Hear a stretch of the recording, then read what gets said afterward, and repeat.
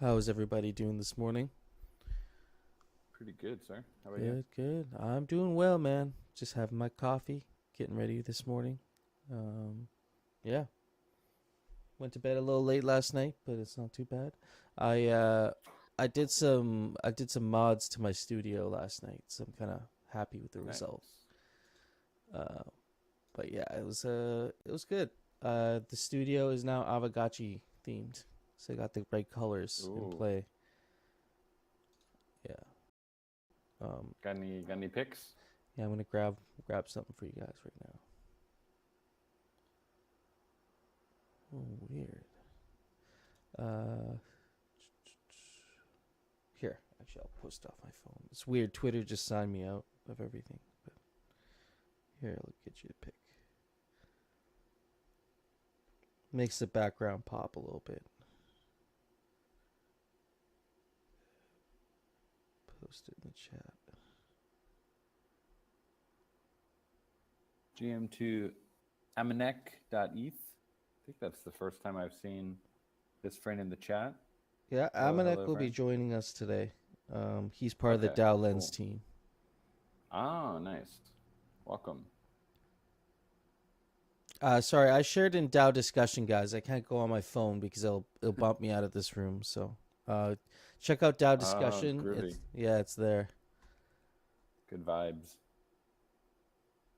That's kind of cool. You can change the hues and everything. So actually, you can color match the hue. You can point it at an Aavegotchi, like match the hue of the Aavegotchi. It's kind of cool.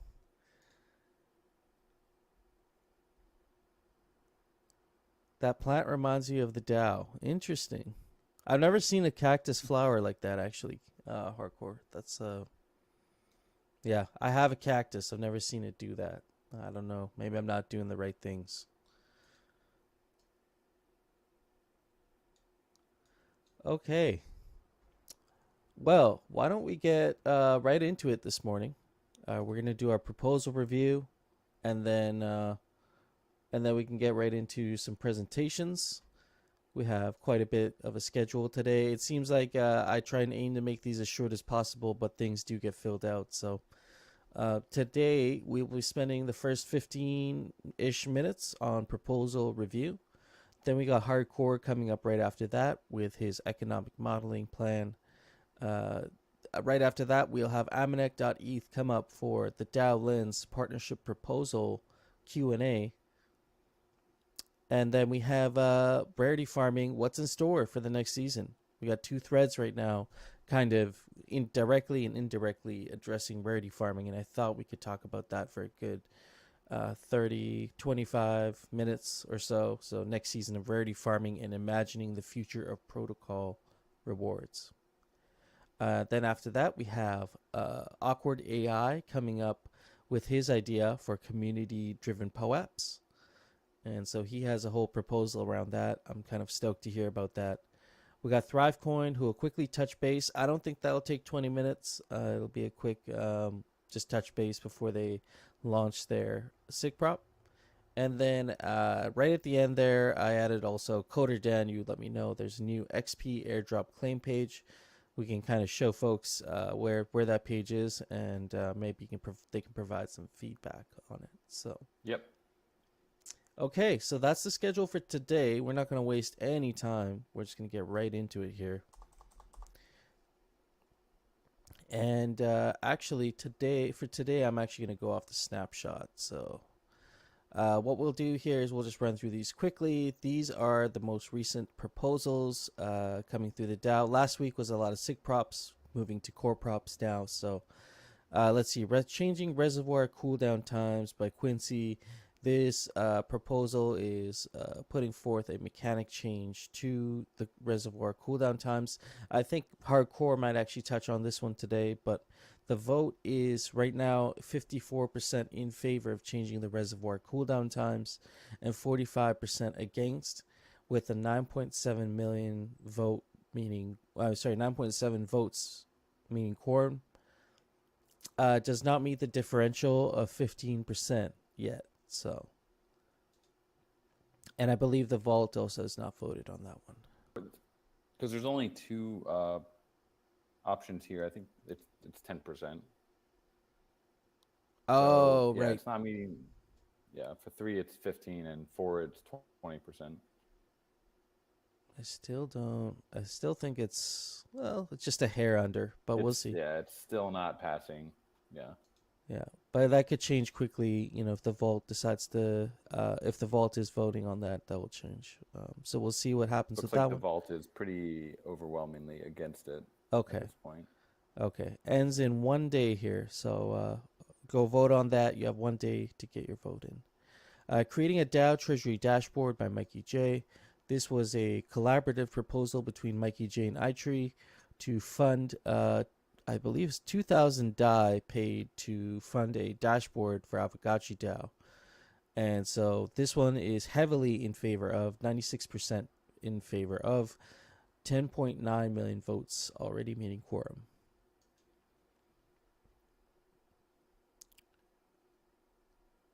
We have the Ghost Ship Summoning by T Bird.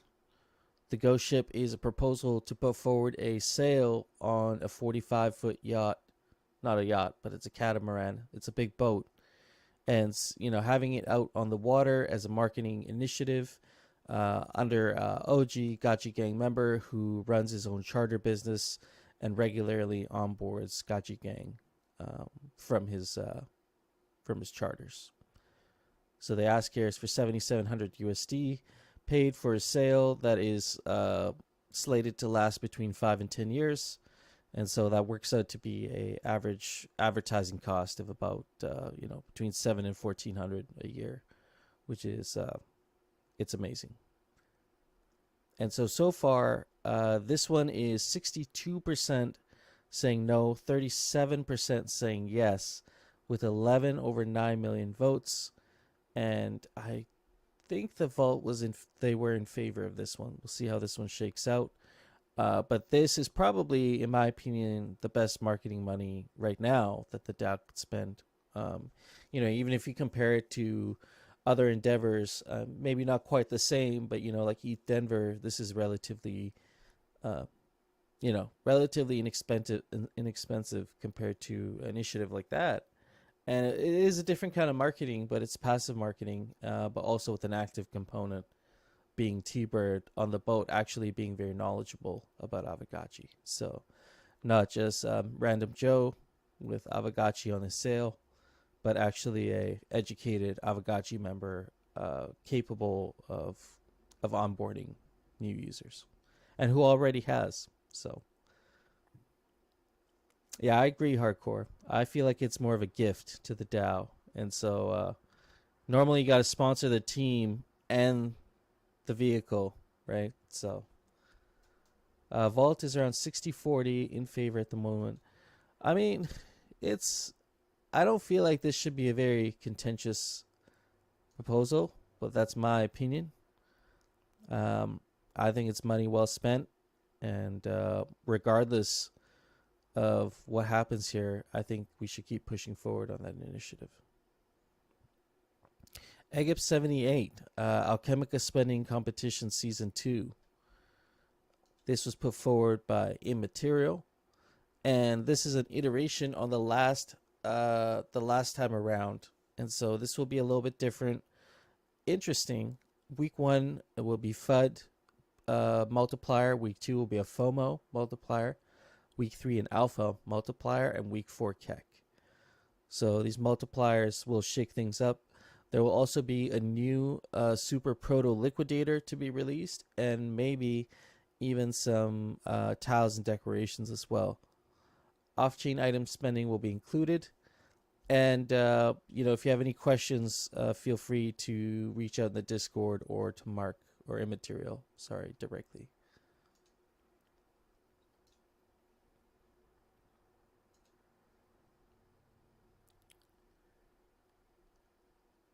Forge 2.0 request for funding. This was put forward by Dr. Wagme and the Forge team, currently sitting at 58% in favor of, 41% against. And so the proposal here is to hire the Forge team for a 3-month period with a UI UX focus, adding 3 new schematics, completed the respec potion along with distribution, adding a dressing room with a similar art and RPG feel to help you optimize your Aavegotchis and know that what you're forging is, what you actually need. So, no further plans for cores or alloys, and the goal here is to accrue value to the native assets. The compensation is denominated in USD for a total of 161,000 for the Forge team and a 10,000 Ghost bounty budget.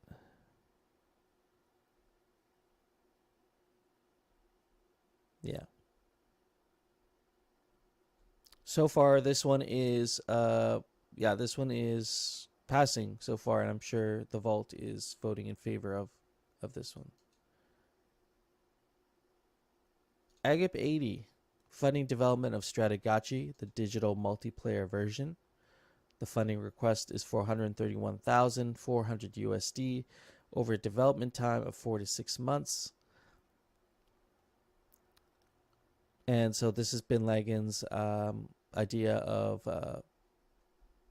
Actually, I have a summary here. This is a game that takes place in the Gotchiverse grid and features a new type of asset called guild cards, which are basically NFT assets with in-game utility. There's a ranked mode, buy-ins, degen game modes. These will create deflationary pressure on gotchis and wearables. They will also plan to host a Strategachi inaugural guild tournament. So this grant is specifically for the digital version of the game, although there's a PC physical also being discussed.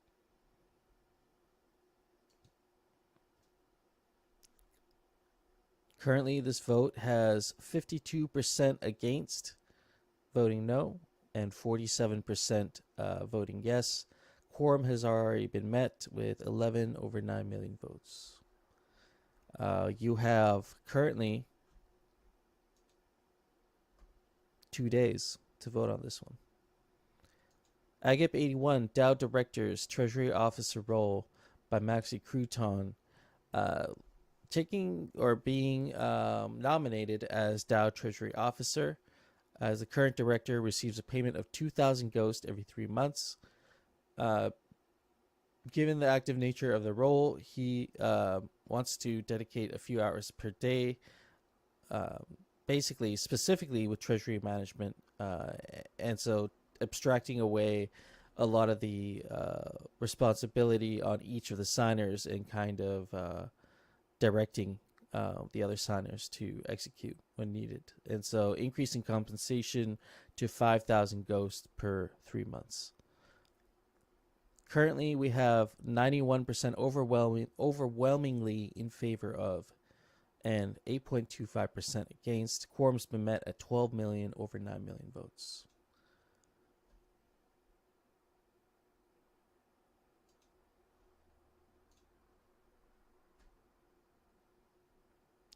Last one here, Agip 82 mechanic change.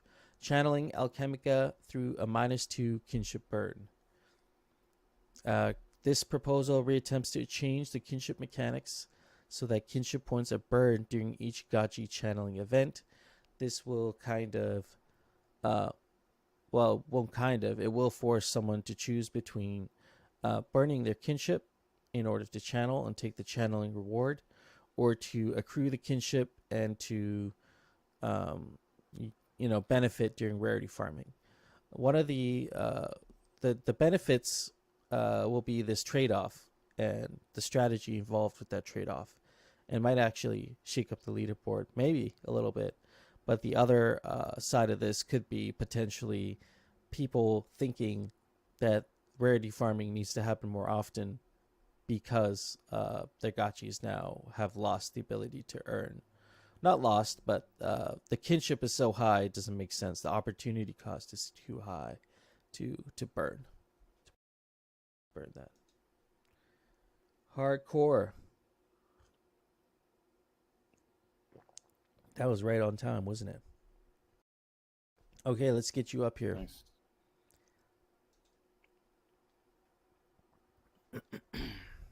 GM, welcome.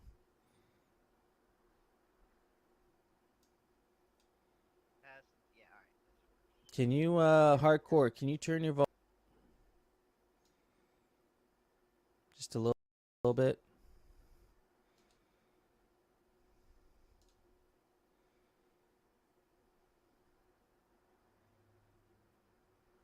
Is that better?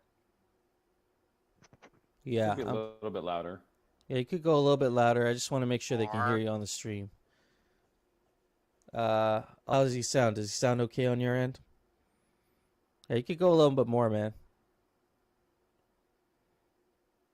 I need to Pump see it. if there's another volume somewhere then. Oh, you're running out of volume boost.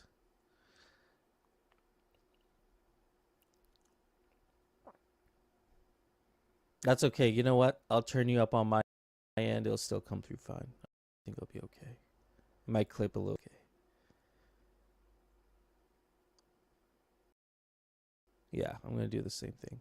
Can you speak for a second? Yeah. Yep. Okay, you're Yeah, coming. I think I could speak for maybe a couple seconds.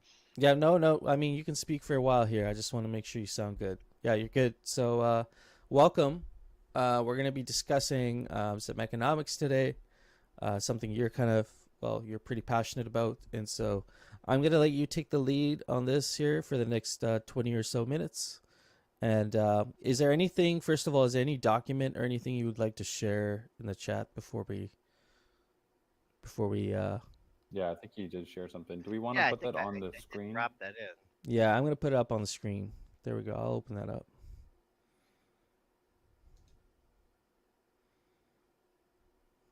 Okay.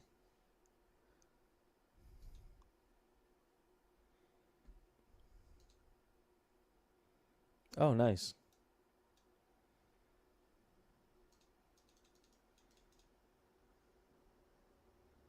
Yeah, it was not what you're expecting, right? Oh, that's cool. Yeah, it's awesome. So Aavegotchi DAO wearable guild channeling. I have that up on screen. Would you like to lead on this, or do you want me to run through the document? Well, I guess basically what this comes down to is obviously the original recipe is just it's as wrecked as as channeling is right now. So some things have to change with it, and but not too much actually, because what happened here is the forge has set us up with a way to do the crests that creates a feedback loop between the two economies, where the process of trying to get and defend your crests or get multiple crests or pretty much everything's so distributed that everything is distributed so far that it's going to be really hard to maintain control of a crest. And every time you initiate this process of fighting over it, you're going to be causing lots of alloy burn. And I I don't know enough math actually to model that part, but it just looks like it's gonna snowball inwards in a little black hole of we're gonna have to like print assets and sell assets and fill the Dow trade and stuff because we're gonna run out of stuff.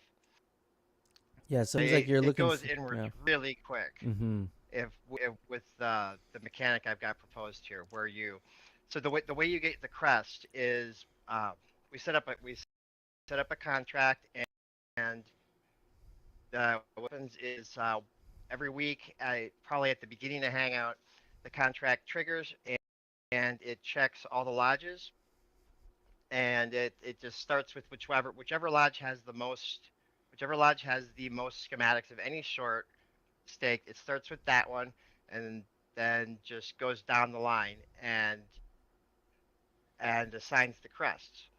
If So no one has I'll anything just staked for an item, it doesn't get assigned. okay. I just want to clear one thing up before we move forward, just to Mm-hmm. make sure I'm on the right page.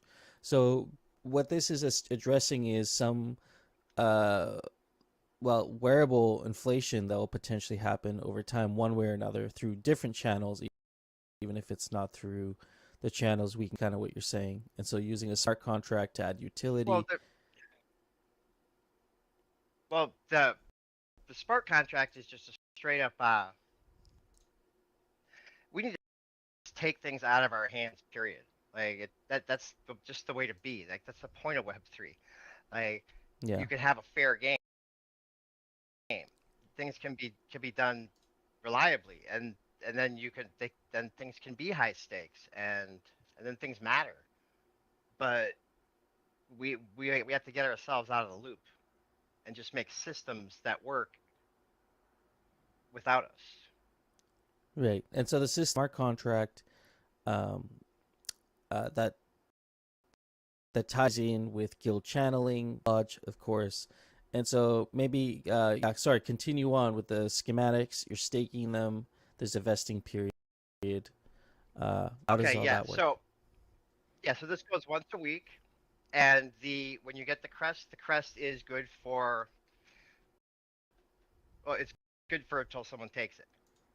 Yeah, because it goes to the lodges. So it's completely possible to make it so that that smart contract has the right to take things back from the lodge. You just build that in because because we're all the same people really. And but I'll take a quick screenshot here. The just I did the math with just say like for one godlike, if one godlike gets smelted or forged for it, that doubles the glitter expense that you would have had from like fast building a level 9 lodge.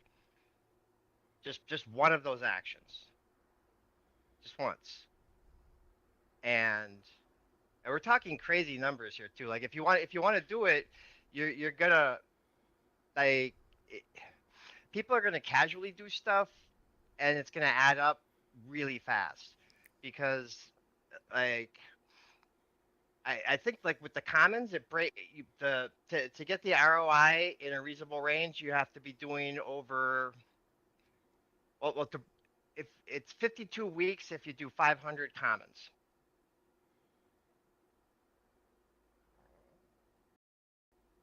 And Sorry, what? 500 is a lot of people. Like really, what this all comes down to is that this is getting our rewards in line with our behavior. It's actually rewarding something that benefits everybody because the behaviors that you must do to be the most profitable at this is involve more people, get more people to come, Yeah. organized, know more people, um, and cause deflation, and actually participate. And one of the nice things about this is because description said that everyone meets up on the parcel and it's just going to be spillage. And obviously we're not going to go for that. I'm not even going to ask you guys if what you think about that because I know you're going to not want to do it that way. And but we were told that we can go in the lodges, so the lodges could just be an instance like the arena or whatever, and but smaller. And so we do the whole thing in the lodge, and so the value proposition for the lodge owner is that they get the unspilled stuff. So level 1 would be 100 because well, yeah, the level 1 pays itself fast, but that's you're just straight up sharing with everyone. And then as you go up, you get a greater share. And uh, I was stuck on this one for a while because the, another hole in the whole thing is that fact that amount of wearables there is determining what the emissions level is So, instead of the lodge level. So to fix that, I'm adding a daily because well, there's a hole there, and then there's also a hole where the lodge level goes up. You get you can have more crests, and that causes insanity. I it's absolute economic ruin at high levels. Like if you, it takes yeah, with five, so with five godlikes at a level 9 lodge, you're looking at an 11 at, at the 11-week mark is when it's emitted at the same amount as it costs to create it. I mean, So, obviously you didn't get all that yeah. because like, Hmm. other people pick it up, but we don't care about that. I don't care who gets it. So like if All that there's if matters is what are we putting out and what are we putting in. right. I So mean, obviously, if you're if you able could have to, 3 crests on that level 9, you're looking at yeah, you're looking at a less than 4-week ROI on that, and that's just right. I mean, just to make sure unacceptable. people And aren't getting lost here, like what at a high, if at a very high level, what is like the problem if you were to sum it up in a sentence that this proposal is going to address or solve? Just in a general sense for anybody who might not, might kind of got lost in the sauce a little bit. okay, so the, which problem? Like all the problems. We've got this massive backlog of coins that we just don't have anything to spend them on. Like it's got to go somewhere. We can't just make ridiculously expensive things to buy for no reason, or we've got some levers that we've been pulling that are hold your nose and pull the levers. And if we keep doing, we should stick with we should stick with the distasteful things we're already doing and leave it at that, and then do something comprehensive like this, where we come in and the math is rigged, so that it's going to wipe it out. Like honestly, if everything had happened on schedule, this this whole thing would have taken years to play out because you would have wiped out all the elk right away. Like there wouldn't the So lodges. So yeah. to build enough lodges to take care of all the profitable, the all the wearables that math says are definitely profitable if you do them, just to take care of those ones takes all the elk in existence plus everything that's going to happen till the end of the year. And like you're talking about like messing with people's empty times or just other ways to troll people and like make things more of a pain in their butt. And we've got this thing sitting here where we could just hit the reset button. It hits the reset button and then it keeps smashing it. So this is a system that's that you would like to implement, and I'm going to refer to Dr. Wagme's comment here a little bit. Just at a very basic level, it's going to give you the ability to stake schematics for guild towards guild channeling, which will also divert Alchemica away from channeling and farming to wearables, and then giving utility to schematics, which can support the overall wearables market by incentivizing like wearable combining or smelting. Is that in a general Okay, sense? actually, yeah, no, sorry, I just took, I managed to read the chat, Yeah. and yeah, I tangented there. The thing with the crests and the having multiple of them, I found a solution to that. And like, so when I started this whole thing, the my original idea was that I was going to figure out what an appropriate amount of total emissions for this entire sector would be, and then it would just be first come first serve. Like it starts at zero. It starts when the new weekly bar starts, and that's how much there is to get. And it's probably more than you're going to get, but it's out there as a hard limit in case the math gets weird or whatever. And and then now I'm at the opposite end of that with it. I think the way you do it to make it so that people need to level up their lodges, and so that the numbers don't get broken by the whole, because you can't limit the level 1 down by with capacity by saying gotchis, because the guy like only needs 5 gotchis. So like all the numbers are I don't know, the way Aavegotchi is designed, it always creates these situations where you have like a low thing and a high thing and a log thing and an exponential thing, and then a thing that's just percents. And so the solutions are always bizarre. Solution is that you take it's a daily channeling, and that would be equal to, I guess, for the level 9 lodge, it would be slightly more than you could get from 5 godlikes. So yeah, you could have 3 slots there, but you're if you hit the peak, you hit the peak. But I mean, most people aren't going to be able to achieve that anyways. So you'd want the 3 slots just to make up um one full use of the capacity. Okay. All right. So I mean, you have some recommended next steps here. I think we should take some time to run through what you're recommending here we do to move forward with this proposal. So you have recommended next steps. Maybe you can take us through some of the recommended steps here.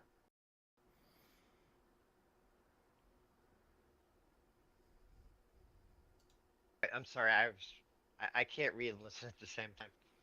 Just trying Okay. to catch up I here. can read out the points if you'd like to. Like, can do that. Or the first one here says, fund a bounty to complete the economic model to a point where it is a public good, and even people who don't do math can use it to test proposed changes. And so it says you're Yeah, happily. like that's the Go ahead.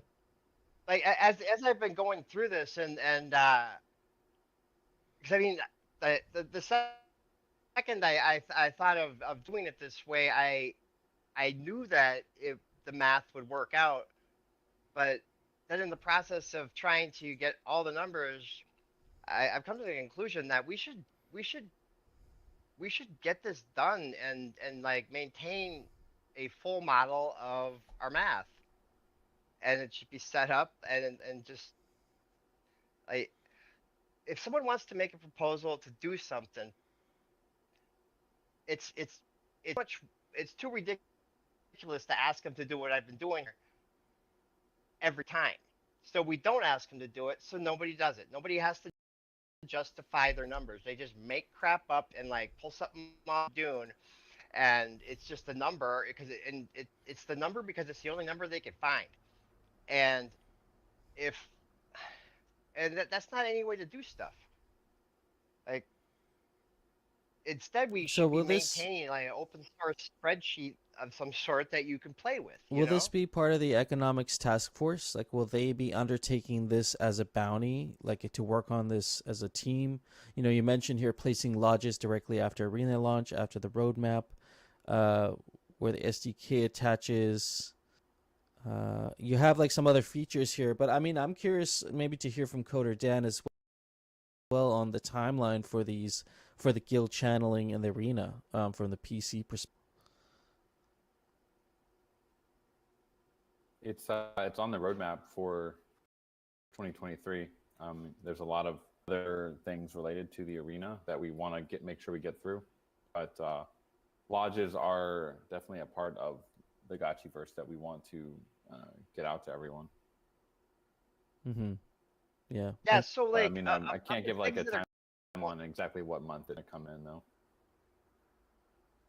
well, there's a couple of the things that other a couple of the other community based things that appear to be probably happening, or at least people are going to try really hard to make them happen. Um, they all these things kind of feel like you could funnel it through the lodge. Like essentially, if this is done right, the lodge becomes like kind of a wrapper almost. It like where like yeah, if you put the SDK in there and this becomes like your multi-sig and it's like your own little instance, it it that's where you can offload all of this extra work off of PC because you're making this portal for us to be able to own part of the verse, you know? Because it's your lodge, and then you that's a safe spot. It's like a demarc zone, you know? So, Corey, we have Like just instead of like having places you can in the verse. No, it should just be in your lodge or attached to the lodge or something like that because there's a point where you can separate it. You can separate your security and liability by the lodges inside. yeah, interesting. I mean, That interesting makes sense. I don't know. perspectives. I've I want to been a touch long on night. one last point here, hardcore. We have like maybe a minute left here. So you have placed a moratorium on tokenomics changes until lodges are out and the effects can be measured. Do you want to touch on that point real quick, and then we'll move on to the next? Yeah, or even if we don't like go on lockdown to do our next thing that we're planning on doing, we need to at least have some sort of like something cooked for 2 weeks. Like it has to be in play for 2 weeks at minimum. If and then you measure it and say what happened. Like we're everything we do upsets people. Like it's not okay. Like we there's a point where you're just poking people by doing stuff. Like even if they don't care, they're mad that you're changing stuff. Even if it affect them, they get mad because you can do a whole bunch of stuff in a row. You don't have time to test it and see what the effect is. It was just you doing stuff and you caused so much chaos that who knows?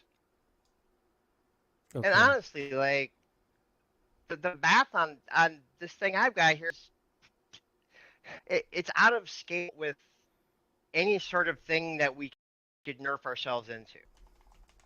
Like, because this causes the so. I mean, I think about like the money people get from elk from selling elk, right? It's small money, small regular money, and the that so you could transfer value from that small regular payment that you're receiving there over to sneakily scraping up cheap scams, Okay. and So it becomes like a little side game in the background that you're doing, okay. and then value can go. There's so many ways it traverses Yeah. across the ecosystem, Yeah. I think and it hardcore. all ends in burns. Yeah, totally. Coder Dan, I think addresses that one point, summarizes it well. Says I agree with hardcore's perspectives.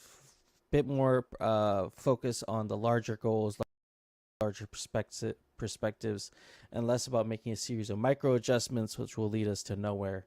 And so that's something to keep in mind here. Just quickly ran your whole proposal like Eli 5, just explainer.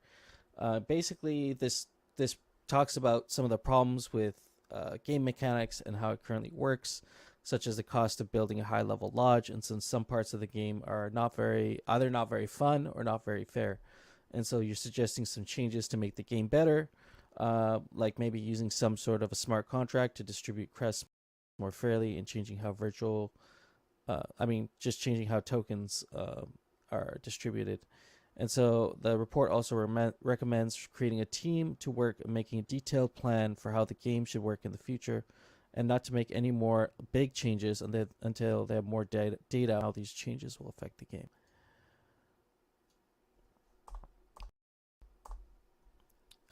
Just DR. But where can people go if they want to learn more, if they want to talk to you about this stuff? Where can we send them? I don't know. You can just always blow me up. Okay, yeah. So DM Hardcore if you actually do have any more questions around this. We'll follow up with you here, and if you do, want to come up another time as well, and we can do a little bit more. Oh yeah, you know what? Yeah. I'm sorry. I forgot to mention. Like I I only gave you like 20% of what I've got because I wanted to see.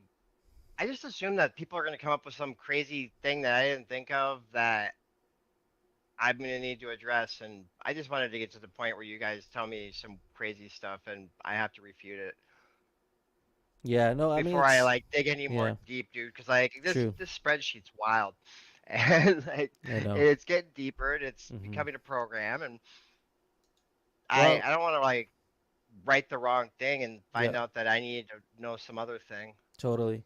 Yeah, well, I mean, I appreciate you taking the time here today to run us through this. I think you're setting a good precedent of having a healthy conversation like this well before the game mechanics will be implemented, and I think it's the right time to have a conversation around something like this. So, thank Yeah, like you. no, like a best practice. Best Yeah, practice. If we are even thinking we might stick our nose in it, or tell PC that like we don't like it their way, or we want to have a say. When the second something hits the roadmap is when we should start having opinions. right. Not once they've started working on it. If it says on roadmap but not started, that's when you talk about it right then. Yep, yep, yep. No, I You got appreciate your like time. 4 months to have like a smart conversation and like get to see how other things are playing out. Yep. Because it's always the wrong time if you only have a minute. Yeah, I'd love Like, to keep chatting, my friend, but unfortunately, we got to move on. We got to move on to the next topic yeah, I here. won't bet.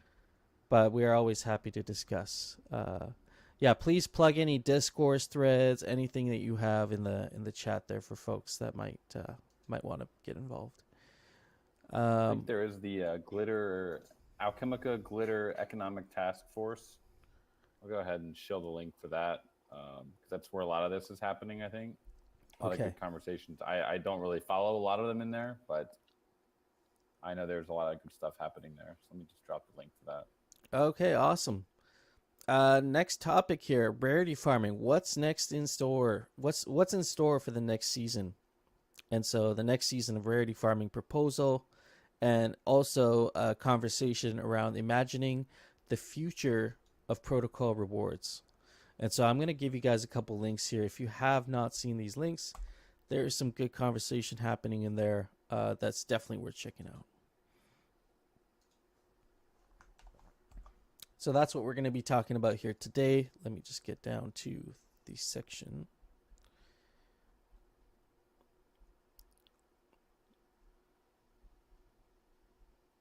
Rarity farming. What's in store for the next season? Hang on 1 second. Oh, I'm sorry. I skipped ahead. Actually, we're gonna have Almanac.eth come up for DAO Lens, the DAO Lens partnership proposal, and a low Q&A. Sorry about that, guys. I skipped ahead.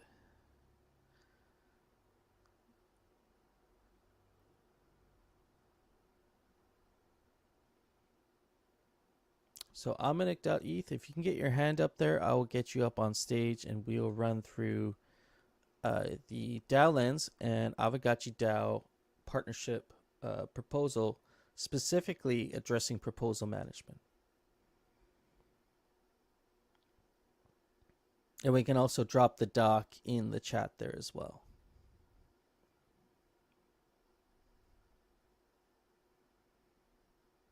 Here, I'll invite you up.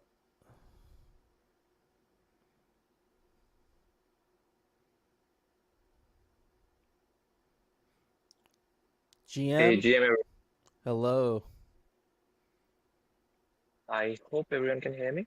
Yep, you're sounding good. Mm-hmm.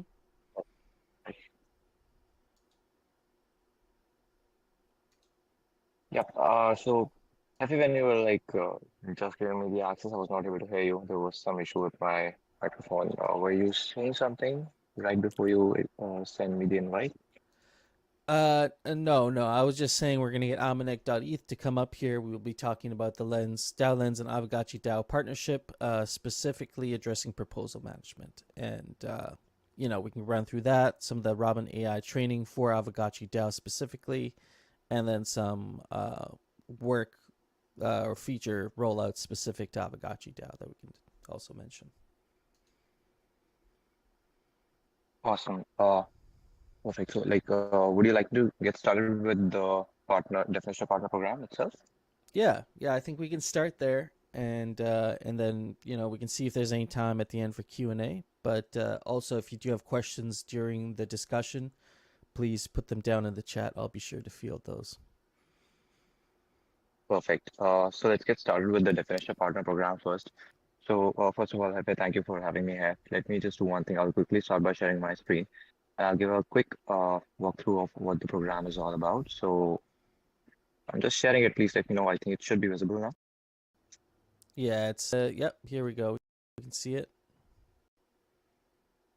Perfect. So, for basically what we are doing here is that we are working on a very specific module where we'll be integrating Robin engagement. So, on the DAO manager, so if you were there on our previous demo call, which was a couple of, we showcased how Robin AI is working in the discussions forum. So, essentially, how you can AI to draft discussions for you, how you can summarize those, and there were like a lot of different things that you can do in AI in a discussion forum as a model. But effectively, can use it in proposal management as well. So that is what we'll be working with Aavegotchi DAO, this definite program essentially. So what will be the key highlights? Like essentially the crux of this kind of program is that we'll be co-building this module with DAO members at Aavegotchi, so that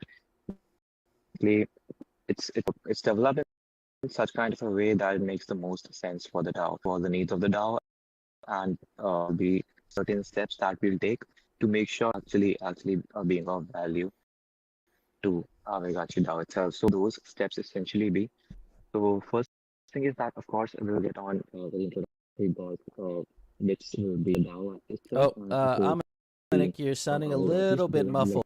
Your mic is a little bit muffled. I don't know one if it's. second. Uh, is it fine now? Yeah, I think it might. It just sounded like it was rubbing against something. I don't know. Sound though. Okay. Perfect. So the highlights of the program will be that there will be regular one with the core team from Aavegotchi and one with the entire team. Then every week, understanding what we should be working on around this particular module, how exactly we can showcase it to the entire company. We'll cover those things in the cadences. Apart from that, we will be training Robin AI on various proposals from the past and everything that new is coming up. Apart from this, what will happen is that we would be requiring the community to share a couple of sample prompts that you be asking for a proposal. Right? So, for example, if a proposal is floated and you just want a quick, it's just one kind of a prompt, but there can be some certain things which are very specific to Aavegotchi, right? So, would love if the community would share their thoughts on what those kind of prompts can be. It would not be like that the community can only then ask with those prompts, but essentially there will be some very basic prompt engineering that we'll do on the back end for Robin AI so that any kind of Aavegotchi proposals written, if it comes up, Robin AI will be able to. What also requires, since this will be a new functionality on the DAO manager where we have brought in AI for proposal management, it would be awesome if we can also have a team of people, the Aavegotchi DAO, so that in close coordination will be testing the platform with the curve. And if there's any kind of issue, or if there's any kind of refinement that is required, we can take care of that ASAP. They will be using onboarding completely streamlined and under this program, so everything that goes You on went. runs. You went muffled. Sorry, you went The muffled again. Yeah, I'm not sure this happened. Really. If you have let me do one thing, let me just switch. Okay. Yep. No problem. Sometimes it's just the Bluetooth be a little bit with Discord. So like when I'm speaking, yeah, I think Yeah, you're like 1,000 times better now, for sure. that's good. That's good. Right. So I was covering the user onboarding part. So under this definition program, we'll also be helping Aavegotchi DAO through regular. So these can be either in two ways. We can also like of course schedule some kind of trips to introduce how Aavegotchi will be using DAO Manager. But apart from that, there will of course be Discord community calls such as this one, so where we can like showcase the screen and walk through what exactly is happening on the DAO manager and run through it, explaining how exactly all the features can be used and how you can make the best use of the platform. That will be one thing. And lastly, I cover the timeline part in this document. So essentially, what we would need is that the development of this kind of a functionality would require up to around a 4 weeks time from our end. So apart from that, take around 1 or 2 weeks to onboard the members onto the DAO manager and promote the idea of using, so that it kind of becomes like a habitual platform for the community members. Community members become a power user of the platform. So covering quickly the benefits around it. So of course it will become one very robust platform for the entire DAO where you can manage everything that goes on. So whether it's proposal, whether it's discussion already has Robin AI. Now proposals also have. So now everything that you do in terms of discussions and proposals can be made really smooth and streamlined. It is also trained specifically for Aavegotchi DAO. That is just one thing. Apart from that, there will be, of course, user onboarding assistance and, of course, priority support. So if there's any kind of issue, anything that the community is facing, uh, in terms of like any question you have, any concern. So for that, of course, there will be priority support for the community.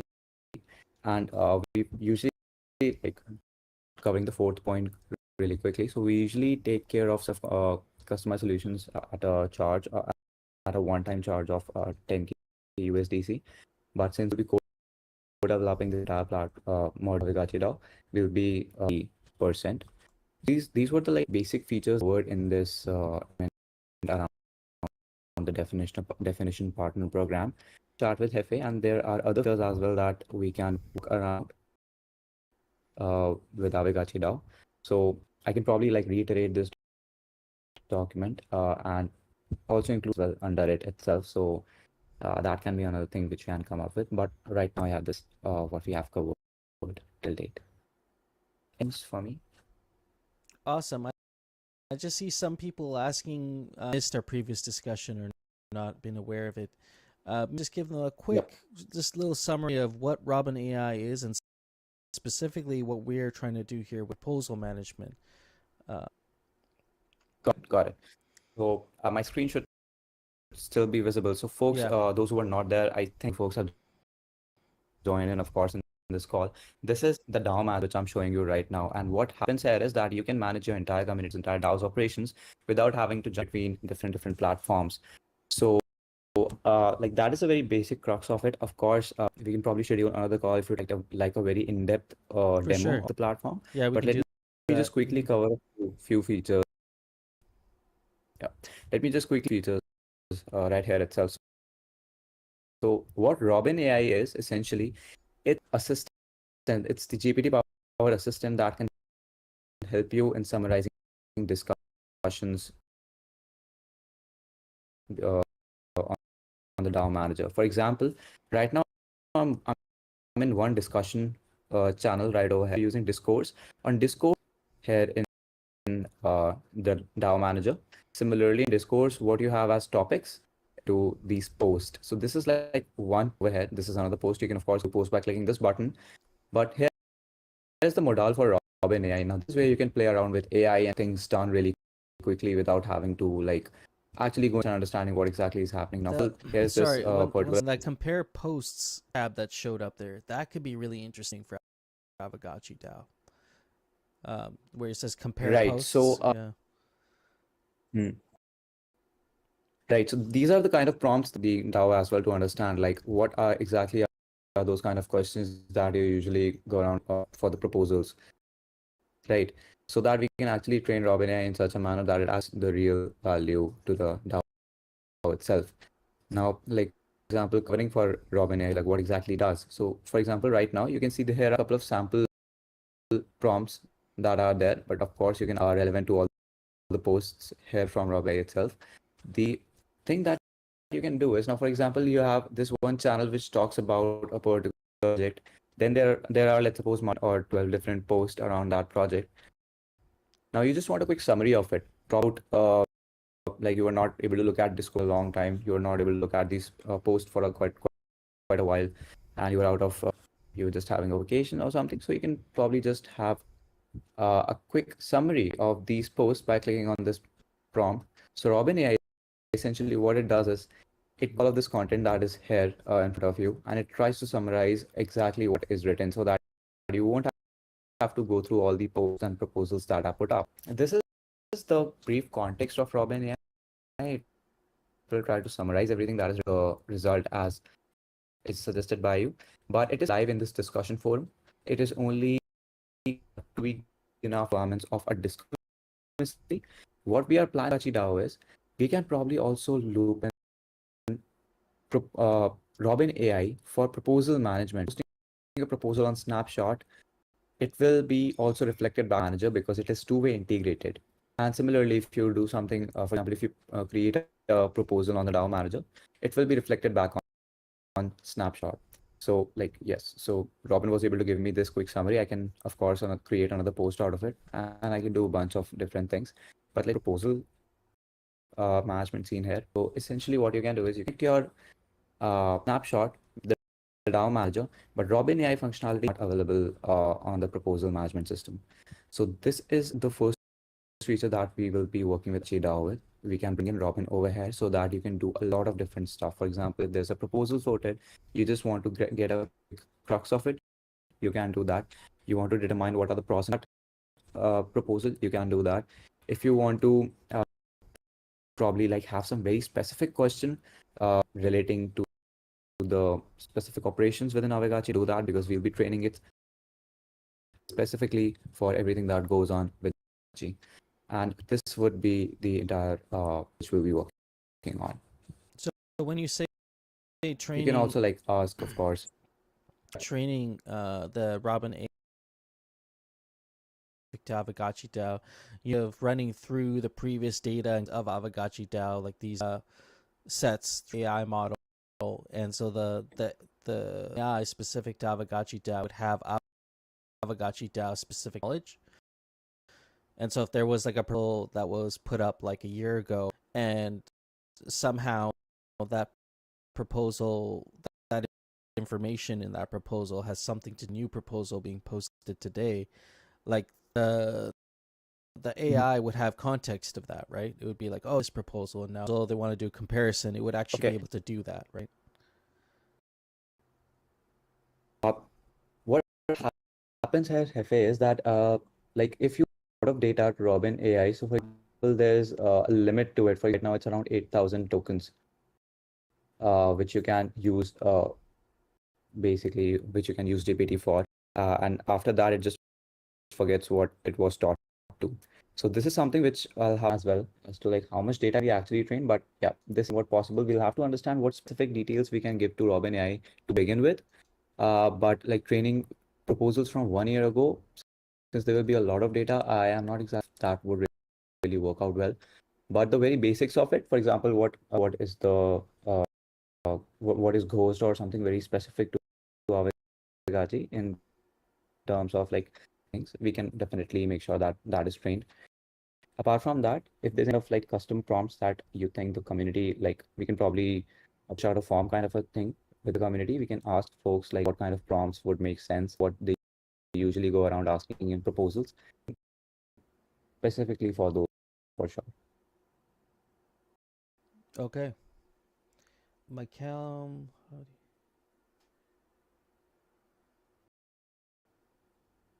Looking in the chat here for any questions.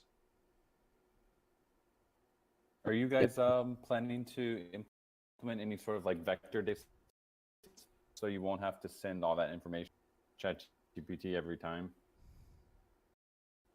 So this is something which we are actually doing right now. So what will happen is, for example, we are working for one organization based in India for, it's basically a brokerage. What we are doing for them is we are training a lot of financial reports. So what we are now, for example, if someone asks Robin AI about a particular question, the answer of that will be saved in the data. If someone asks it again, we won't be like sending another trigger API. So, yep, that is something which we can work out on.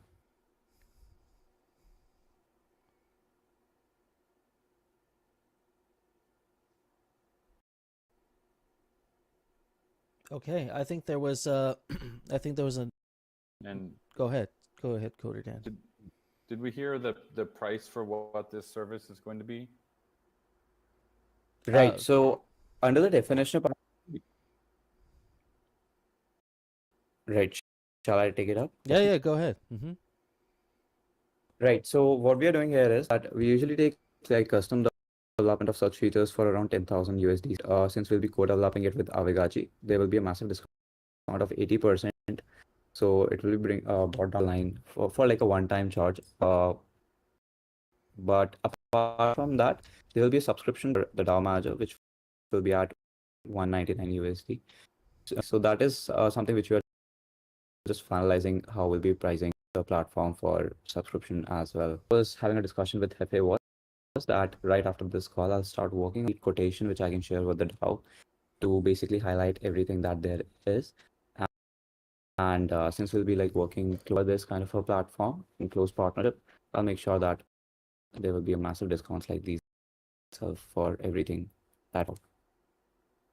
Yeah, and I think it's also important to reiterate that this is in developing, the whole module for Robin AI, there will be a huge community component here. Be hosting, just like how we do with our Monday call ThriveCoin, I'll be hosting a DAO Lens development session every week where anybody in the DAO who feels a useful feature that we might want to implement or who has a useful prompt that the DAO could really use is welcome to join these conversations, provide their feedback, and kind of like build this together in a sense. And so that is one key aspect, as well as a private meeting with myself and maybe a core team from Aavegotchi, where we relay some of that information and turn it into actionable items. So those are just some other components there of collaboration and building it out.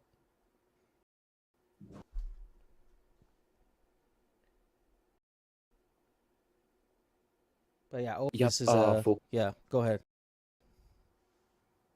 Yeah, would love some questions. Like if there's anything, I was just going through the. Yeah. Are there specific questions to prompts or proposal management, or maybe have some more higher level questions and how that's going to work within DAO Manager?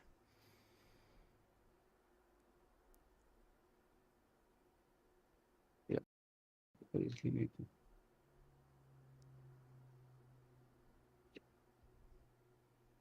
My Calm is asking, how do you all stand out from the wave of additional AI suite of ChatGPT? Oh, for sure, a lot of stuff is happening using ChatGPT. Like folks are developing some really, really amazing things for sure. But we're focusing on how it can really help, essentially how it can make. So like what I'm suggesting here, DAO Manager, of course, you can like copy paste a proposal ChatGPT and you can ask it to summarize it. But really, does it like your experience as a person working in a DAO really as smooth as possible? Because it has the very least context about what's really going on and a lot of data again and again if you're using any other tool as well. So this is something which is really embedded, which is really native on an entire DAO management suite itself. So that way, like we are targeting on a very specific niche, so to say. Yes, to that as well, using ChatGPT regularly is it's not really the context is sometimes a lot talking about something specific as a DAO as DAOs, and then Aavegotchi does a specific type of DAO.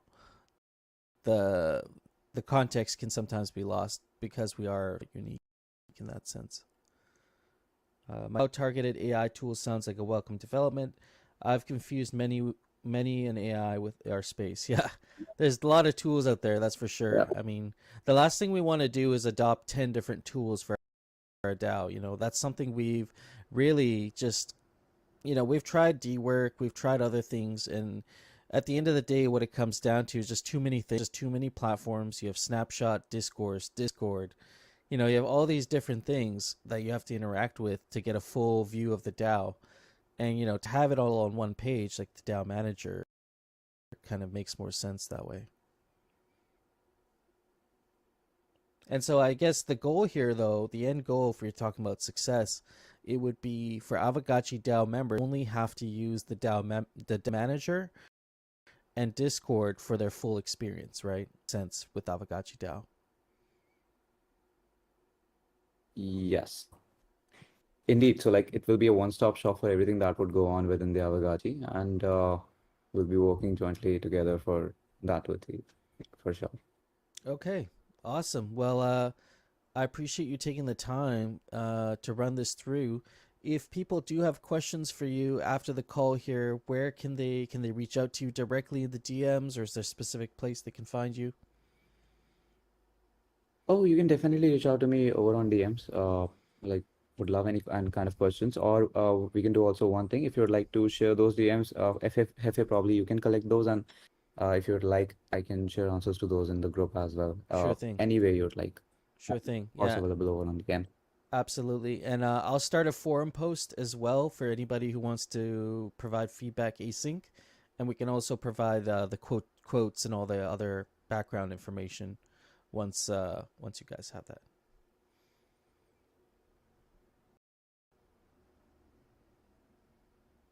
All right. Okay. Well, I appreciate your time, Amanik. Thank you for spending some time with us here today. Thank you. Thank you so much, folks. Love being here. I'm really looking forward to this partnership. Yeah, absolutely. All right, next up, I skipped ahead before, but we are talking about rarity farming. What's in store for the next season? And so we have this proposal, not a proposal, sorry, we have this post, and we also have a much higher level post here, imagining the future of protocol rewards. And I wanted to touch on both of these. And so just give me 1 second here, and we'll get right into it.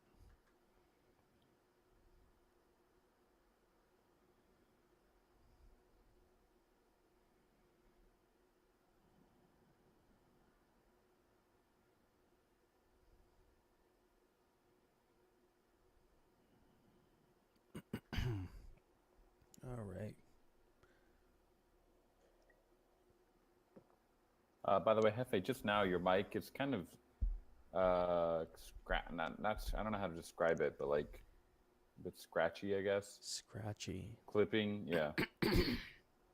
Clipping? Okay. It sounds like the input is like it's like close to something that's kind of clipping the audio a little bit. Test. Can you hear me? Is this better? Yeah, we only hear it when you talk for a little bit extended period. Test. This is Hefe speaking. Okay, I'll turn my mic down a little bit. Maybe that might help. Yeah, it might be. Let me know if I'm getting gain too or something. quiet though. So Okay. I turned it down now. Test. Is this okay? I'm gonna keep talking, but let me know. Yeah, just let me know if things are sounding weird. Okay, so we have rarity farming. What's in store for the next season?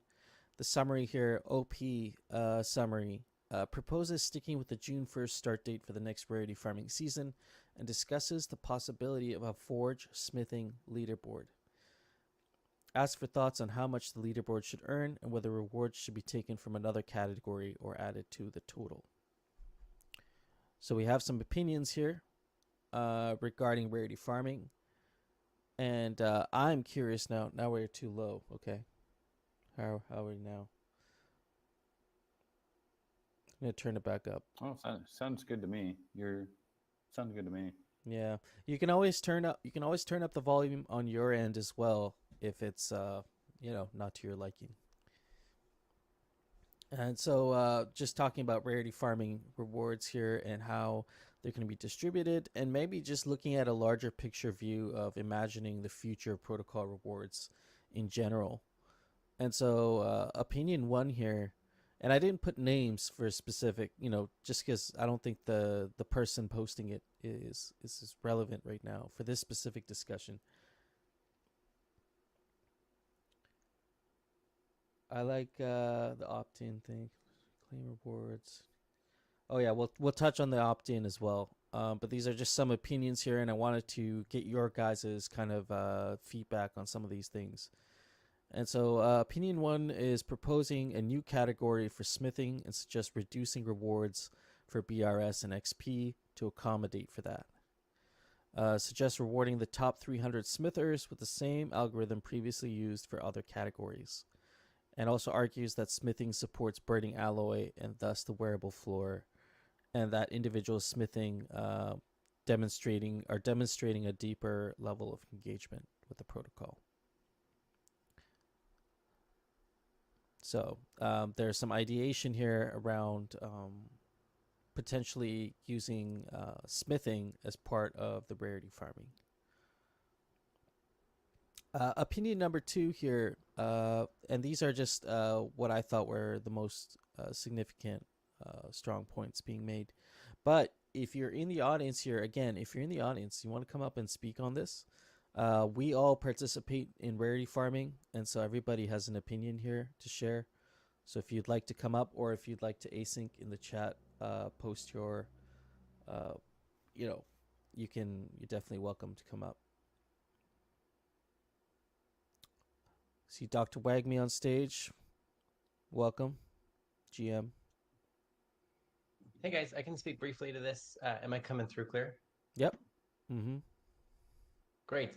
I don't know what the right decision is for us as a community and economically to have another rarity farming season. Obviously, it's expensive and we need a big picture for it.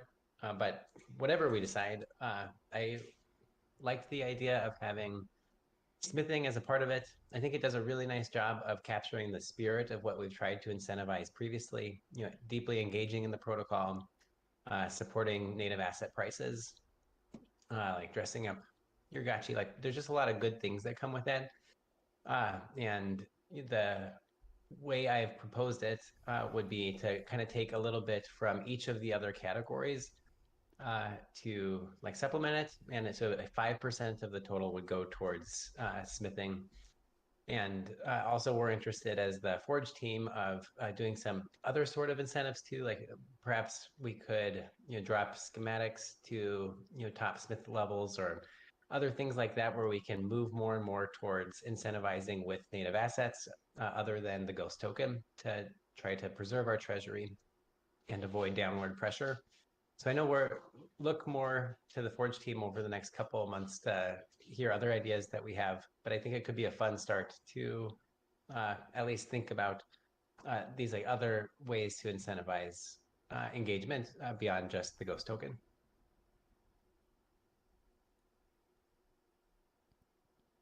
Yeah, well said. Just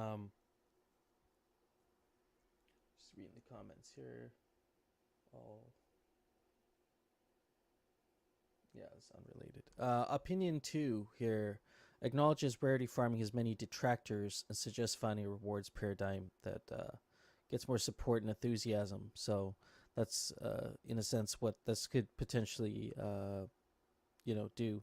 And so there could be other reward categories that, in addition to this, that could be added. But we start here with whatever's available, and so smithing is the newest skill, and so I'm kind of curious to know how everybody feels about integrating a new skill into our rarity farming leaderboard.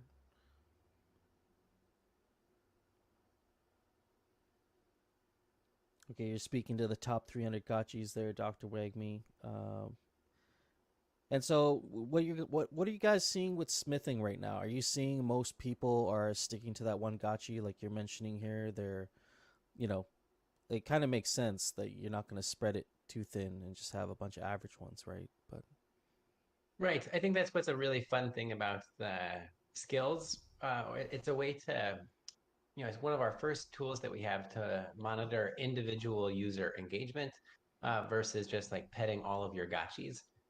So I think that's a fun way to think about rewards for the individual user behind their army of gotchis or behind all of their assets. How can we reward that individual user and start building a player experience or user experience that's maybe not as gotchi centric and that is user centric. And I think the smithing level can do that a little bit.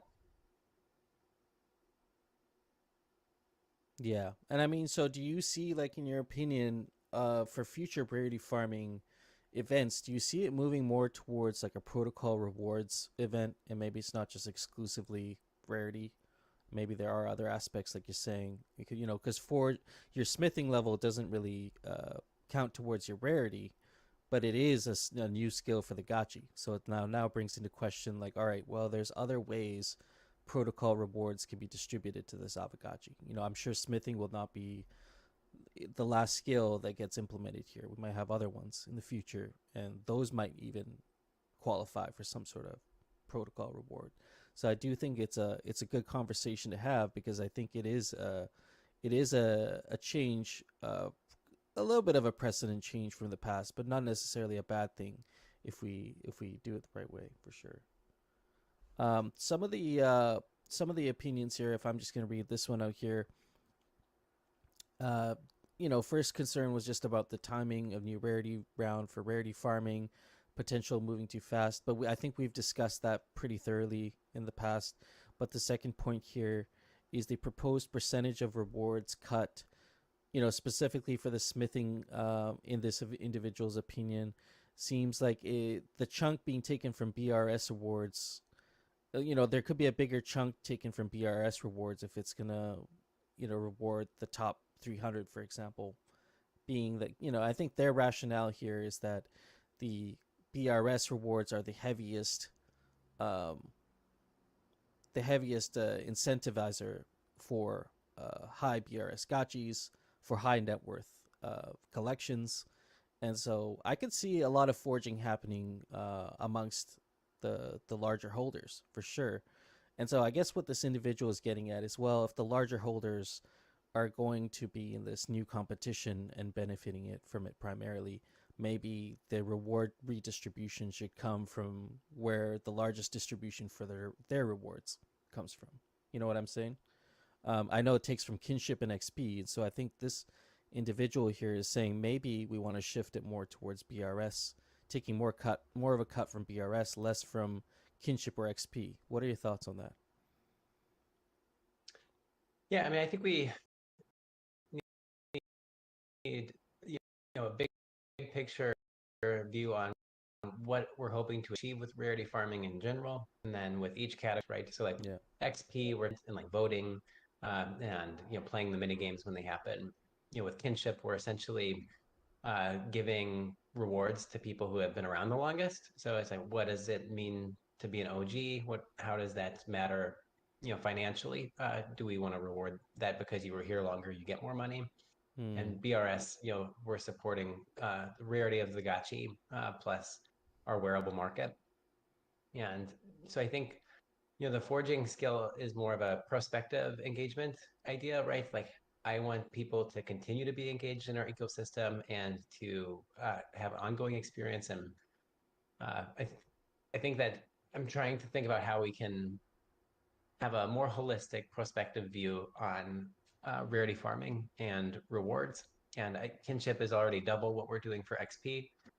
And even with like the slight nerf to kinship, it still is getting double the XP rewards. And so that's why I suggested taking a little bit extra out of kinship. Interesting. Okay. And on your last point there, what are your thoughts on some people mention, and I think you might have even mentioned in your original post, perhaps having what's your thought around, how do I word this, exclusive forge competition versus being part of rarity farming? What are the kind of pros and cons to being involved in rarity farming, as opposed to, for example, having more of a siloed competition like what we see with the Alchemica spending competition? Is there a rationale here for integrating this into rarity farming instead of doing that? Yeah, I mean, I think we can use the construct of, predictable rarity farming to build other events around it, whether it's, forging event, or if it's immaterials game that he's developing, or if Thrivecoin is voted successfully. Kind of this idea of seasons and having lots of activity that's predictable, and we can have content that's distributed around the same time. It's just a lot easier for the community to understand, like, oh, these are all the ways that I can win or be rewarded Yeah. over 2 months, versus like, here's a season, like now it's time for Alchemica competition. I think having a predictable cadence for all things would be good, and we can use the structure that's worked for us over the last 5 seasons. And so I would like to see things worked in around that as much as possible, but that's my own take. No, it's an interesting point that you're making there. It's almost like we've honored rarity farming and we continue honoring that, but in addition, now it's like, let's start a seasonal rewards program, and let's integrate everything into a seasonal reward, for sure. And there's many avenues to pursue there. I'm just going to read through a couple more opinions here. I'd love to get some of your guys' live opinions in the chat. Coder Dan, if you got anything to share here regarding future ideas.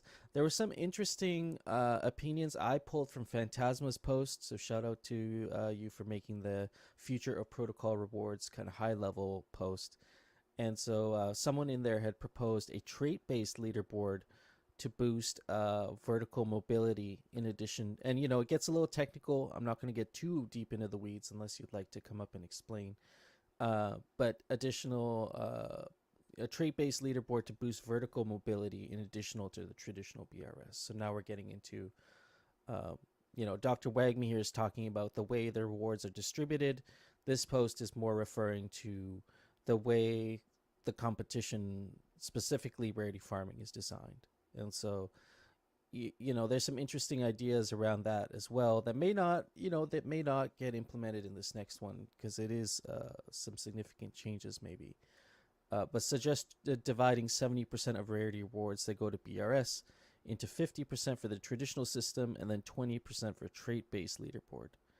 So the idea of a trait-based leaderboard would be a different trait that would be introduced with the, you know, VRF call, kind of like a multiplier. There'd be a luck factor, and it would determine the ranking of the trait at that time of the snapshot.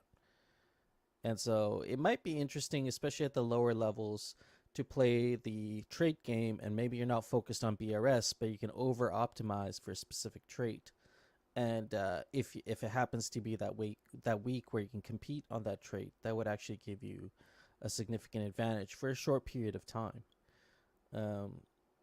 It might actually even create a glitter and alchemica sync, especially if the respec potions are going to be in play, especially if the things like the forge are in play for people to compete with certain traits. It's like, well, last week I used this item, it boosted this trait, and I earned off of it. But this week it's a different trait, and now what I'm going to do is I'll take my item, I'll forge it, I'll turn it into something else that works a little bit better with my gotchi, and now I'm a little bit more competitive in the subsequent trait category.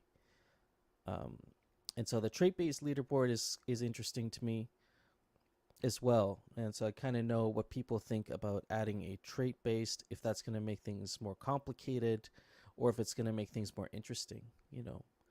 Oftentimes in games, the initial gut reaction is like, oh, it's too complicated. But really, sometimes if complexity is introduced the right way, it can be actually more interesting and more entertaining. But that's, you know, that's really up to the DAO and kind of what we think is the best path forward here. Of course, rarity farming and protocol rewards are going to be a continuously evolving competition, and maybe now moving towards more of a seasonal thing as opposed to inconsistent. I'm just reading the comments here a little bit. Thrax says, okay, predictable cadence for rarity farming as it exists doesn't really work though, as funds will run out within 1 to 2 years, assuming no more primary sales. And that is kind of like the big overarching concern that's always at the back of our minds here, is the sustainability of this. Which also brings me to another point. I think this is kind of a no-brainer, but what do we think about opt-ins for rarity farming? This is something we discussed. I believe there's even a SIG prop that went through, but I'll double check that. What do we think about opting in? And so that would mean, you know, a week before rarity farming, you would have a window where you would just sign a transaction, and that would be your opting in for your wallet, you know, for those gotchis. And so everything that wasn't, everyone that wasn't signed up would not get rewards. Those rewards get pushed back into the pool, and might be a little bit better way to manage, like more of a fiscally responsible way to manage rarity farming.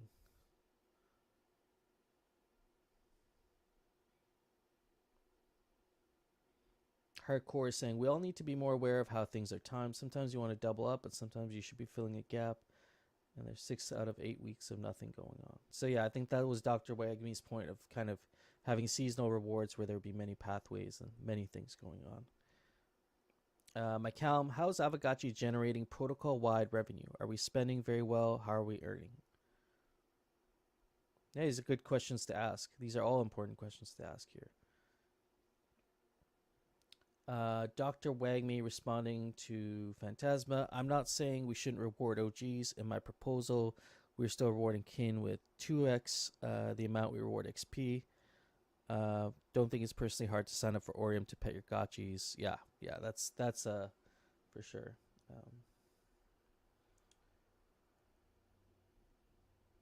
Yeah, what do we have around sustainability of rarity farming moving forward? Is that a big concern other people are thinking about, that we can move to seasonal rewards, and I think that'll be really good for the community and engagement, but that's always a concern as well, that we might shorten our runway significantly by being too liberal with protocol rewards as well at the same time. Yeah, I mean, I think it gets back to our ongoing problem of not understanding our mission and goals. Like, what are we trying to do here, right? Mm-hmm. And are we trying to be a place where we build games and build the future of like Web3 gaming and be the console of Polygon? And if that's like what our goal is, then you have to wonder, like, where does rarity farming fit into that? Is by far our biggest expense. Yeah. If we are trying to be a DeFi protocol that like pioneers like DeFi assets in like a really novel way, then you can like make an argument that way. So I think it's just, I'm really concerned about our community not being able to rally around like what we're really trying to accomplish. And that's Yeah. what makes the rarity farming discussion so difficult, especially when I think a lot of voices and engagement don't necessarily reflect like what's going to get voted through. So Right. the big thing we have to address as a community. Yeah, well said. I think it is a kind of overarching, high level view of how we can actually make our processes more efficient overall. But I see Lavelle also recommending here, or just reduce prizes enough to make 4 to 5 year predictable secured cadence. But again, everybody would have to be on the same page with something like that. Yeah, Oliver Spoon. Yeah, we need to we need to generate revenue as a DAO at the end of the day. It's super important to our long-term sustainability if we want to keep doing cool things, funding projects, funding games. I mean, these are all really expensive endeavors, and they're really nice to haves for the protocol. But if we're at a basic level, not managing our own funds in a fiscally responsible way, or we are not thinking about ways the protocol can generate revenue, then we are almost slowly, doing a lot of harm. Coder Dan, this is probably closer to what we should do to make rarity farming more sustainable. He's referring to Lavelle's 4 to 5 year cadence plan. The DAO could check on how much it's brought in a quarter or period and distribute that amount to holders. Yeah. And I mean, I would love to see, I don't know if this was mentioned on Mikey J's proposal, but I would love to see on the dashboard, like, even if it's like a sad number, I'd like to see somewhere there, how much revenue did Aavegotchi DAO protocol create this quarter? And I think it would give us a little bit more context when we're having these discussions.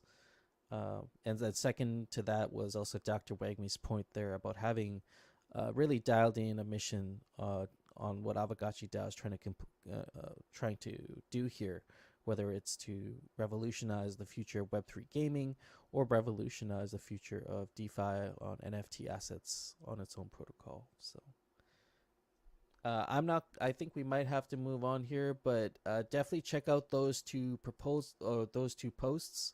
Provide your feedback there. We'll definitely follow up on this discussion next week, and yeah, we'll make sure we touch base on that one again. Next up, we got Awkward AI, Community POAPs. Awkward, are you in the building? Can I get you up on stage?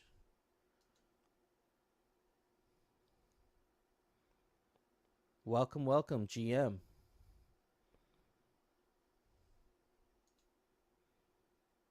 Can you hear me all right? You are muted, sir.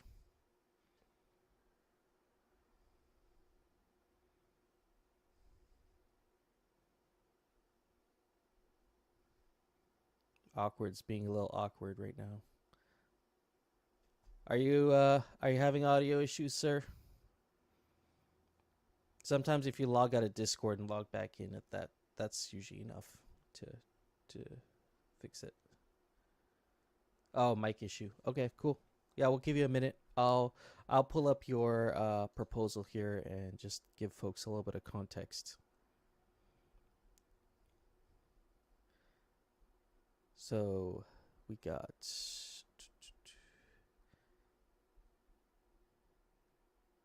community POAPs with awkward AI. His proposal to establish a community-sourced POAP contest to supply POAPs for DAO voting. And I'll give Awkward here a minute to fix his mic, but I can also run through a couple of points. Feel free to interrupt me, Awkward, if you're back online there. Proposal to establish a community source. Hey. Oh, there you go. Perfect timing. Awesome. So yeah, so I turn off permissions in my browser for a variety of security reasons. I'm a super paranoid guy. Hello, everyone. That's fair. Yeah. Hello, GM. Yeah. So I see a lot of people have already looked at the proposal. Everyone can hear me, okay? Yeah, you're coming through great, man. Okay, great. Okay, so you can load the proposal. I would suggest people look at it on their own devices. And what I'm going to do is I'm going to share my screen and go through some of the talking points because it's a very straightforward proposal, but there are a lot of sticking points that need to be addressed before I can recommend this or push this to the community. Well said. So let me. Oh. Hold on, it wants to record my screen. That's not what I'm trying to do. Hold on. Yeah, share my screen.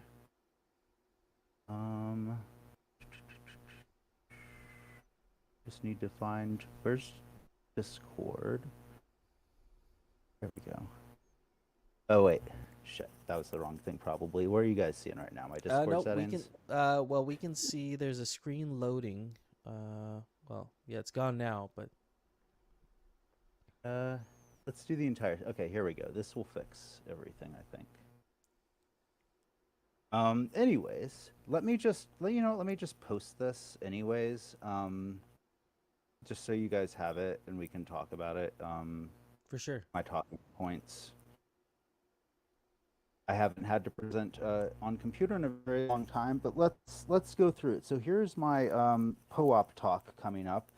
And the first thing I'd like to do is go over the schedule, the introduction, then we'll jump into the POAP design contest and we'll talk about those points for a little bit. And then I want to talk about kind of what my proposal is tying into, which is basically DAO marketing brand for Aavegotchi.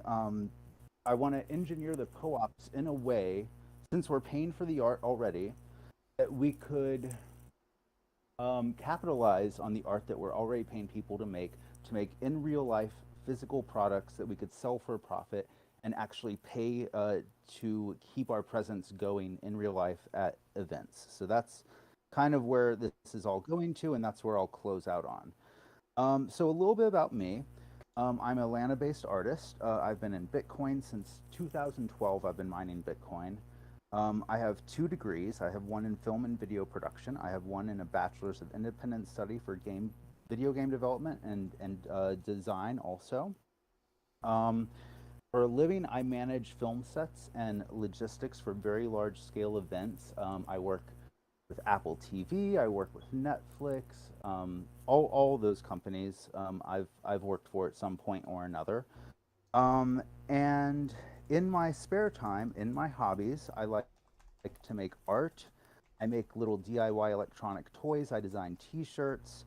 And I try to use these things that I create to pay my way into conventions and other stuff for free. So that's one of my hobbies. Now, moving on about what we're actually talking about here. I think everyone can agree that we want POAPs. There was a vote. I was there. I remember voting on it. We all voted to allow POAPs for voting, but no one ever really took the initiative and never did anything about it. So my takeaway is that people want co-ops, but no one's really trying to take the effort and energy into making it a reality. So my thought was, let's have a design contest. At the very least, we can generate, asking for 6 designs and selecting 5 artists, we can generate at least 30 co-ops that we can reuse here and there as needed. Um, so that is, I'm on slide number 4, if you guys are following along. Going down to the contest rules, you can read this all for yourselves.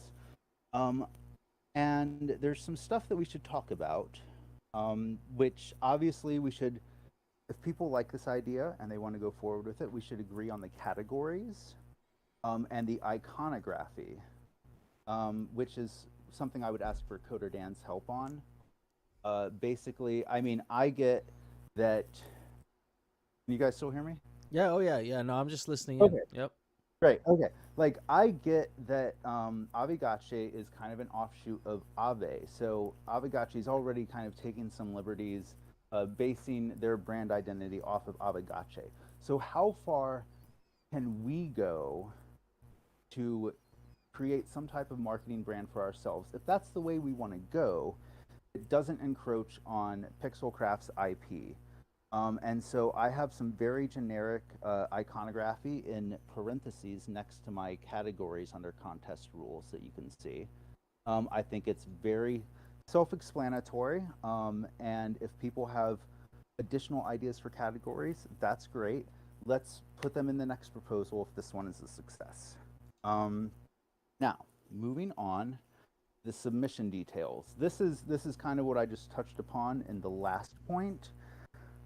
Where we need to just, if we're going to do this contest, we need to be crystal clear on what we're asking for from the community. And if we want to make that transition into in real life stuff, we need to make sure everything is absolutely uniform as far as the deliverables go with aspect ratios. We want everything to be uniform, especially if we're doing POAP collections. You don't want a million different POAPs that all look completely disjointed.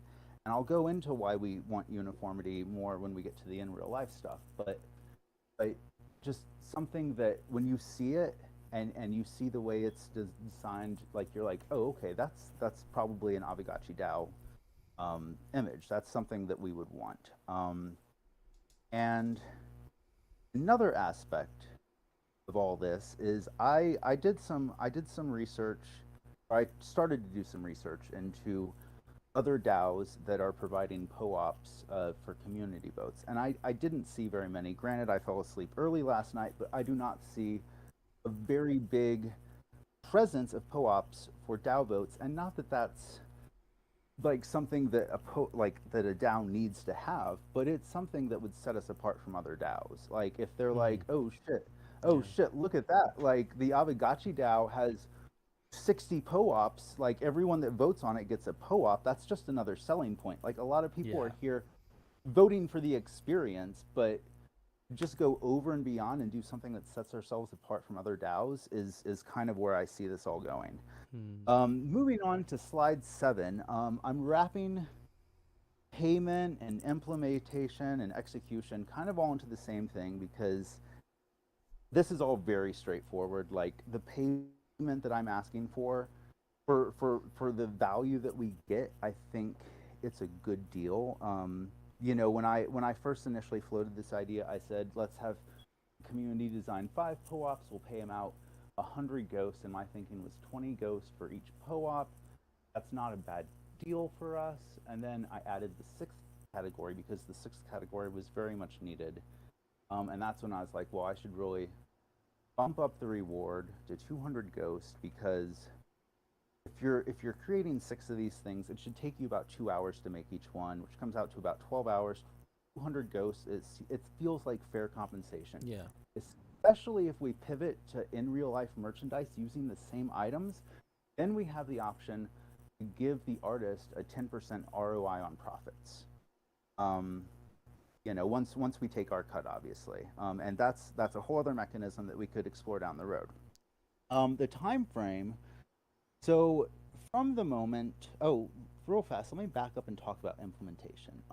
I've saying my argument is that we already have someone signing these DAO votes, these props to go through. You know, if we streamline the process, it's maybe an extra 5 to 10 minutes for them to add the POAP to it as well. Like, I feel like it should just become a part of the process that people are already doing. And I apologize, I'm not really reading your comments, but I'll We'll get to circle that in a back. second. Yeah, no, we'll circle back Yes, around to the yes. comments after. No worries. Yeah. Now we've talked about payment and implementation. Implementation, if I need to be the person to stamp these fucking POAPs to make them happen, provided if we want dates and times and sig prop numbers and all that kind of stuff on there, I can do that. I can be that person. If we don't want to do that, then it's just another step that comes out of the process, and it just goes a lot easier. The time frame, you know, we're looking at 1 week to establish this contest, 2 weeks to actually run the contest, 1 week to do another DAO vote to select the winners, and then 2 weeks to get the artist submissions. So it gives us about 6 weeks to get 30 POAPs. And execution. I'd say that this is, you know, it's all laid out in this proposal that I put up, and I would urge anyone that has an issue with the execution to chime in on that thread. But I feel like everything I'm asking for is very, very doable. Absolutely. And it's not super intensive on one person. Like, it's not this person is now in charge of doing every single POAP. It's no, we get the stuff from the community.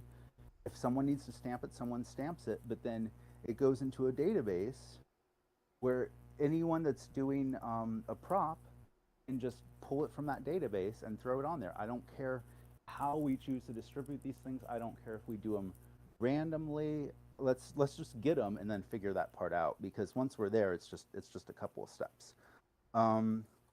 Now, I'm moving on to slide 8. This is kind of my thinking.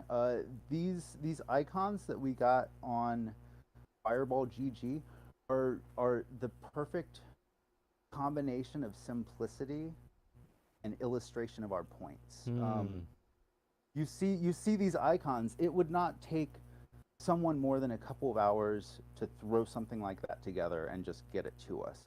And the simpler they are, the more we can pivot into making in real life stuff like pins. And pins have come a really long way. You can do glow in the dark pins. You can do enamel glitter pins. This company I was looking at does even rhinestones. So if you wanted to have a little Aavegotchi ghost and put a rhinestone where the spirit force is, that's an option. And we could make sets of these pins, and we could take them to conventions and sell them. And I think this is a good spot to pause for just a second on step 9, on slide 9, and see how everyone feels about what I've been saying so far. Oh my God, dude, you're blowing my mind. Everything from your accolades to this idea. I think this is something we've all thought was a nice thing to have, and we've all been kind of ideating around this and kind of sitting around, circling around it for about 2 years now. And I don't think anybody disagrees this is a bad idea. Like, this is a great idea. And so I'm glad that you put together a plan here for execution and even a path to profitability for the DAO, speaking of the pins and whatnot. I'll take a couple questions from the chat here. So Choina asking here, I seem to recall POAP are very much limiting their issuance of POAPs, making them difficult to implement. Is this the case, or is this or is that kind of a myth? I can't speak to that. Okay. I've never actually done anything regarding the POAPs. I just have an idea for getting the designs made. Oh, okay. And so my count's following up. They've implemented POAP Premium on Polygon, which helps provide a better UX, but has a small fee for the claimers. So maybe if we're to use that service, we might just need to bundle that into your proposal as well as just as a cost. Yeah. So, And I can do some research into that. Yeah, I don't think it should be a problem though. I think honestly, from a financial perspective, your ask is pretty reasonable. For context, when GMI's done sticker contests in the past, we usually issue a 50 ghost bounty to the artist, and then we do Okay. usually 100 run of the stickers that we pay for. So that's usually how we do it. And so you're not far off on the 20 ghost. I would say you could probably even bump it up a little bit, and it would still be very reasonable. Uh, Okay, and yeah, keep going. Uh, Thrax is asking here, would there be one POAP per prop per proposal? Like, are we thinking for signal proposals and core proposals, or just specifically core proposals? That's when you get your POAP.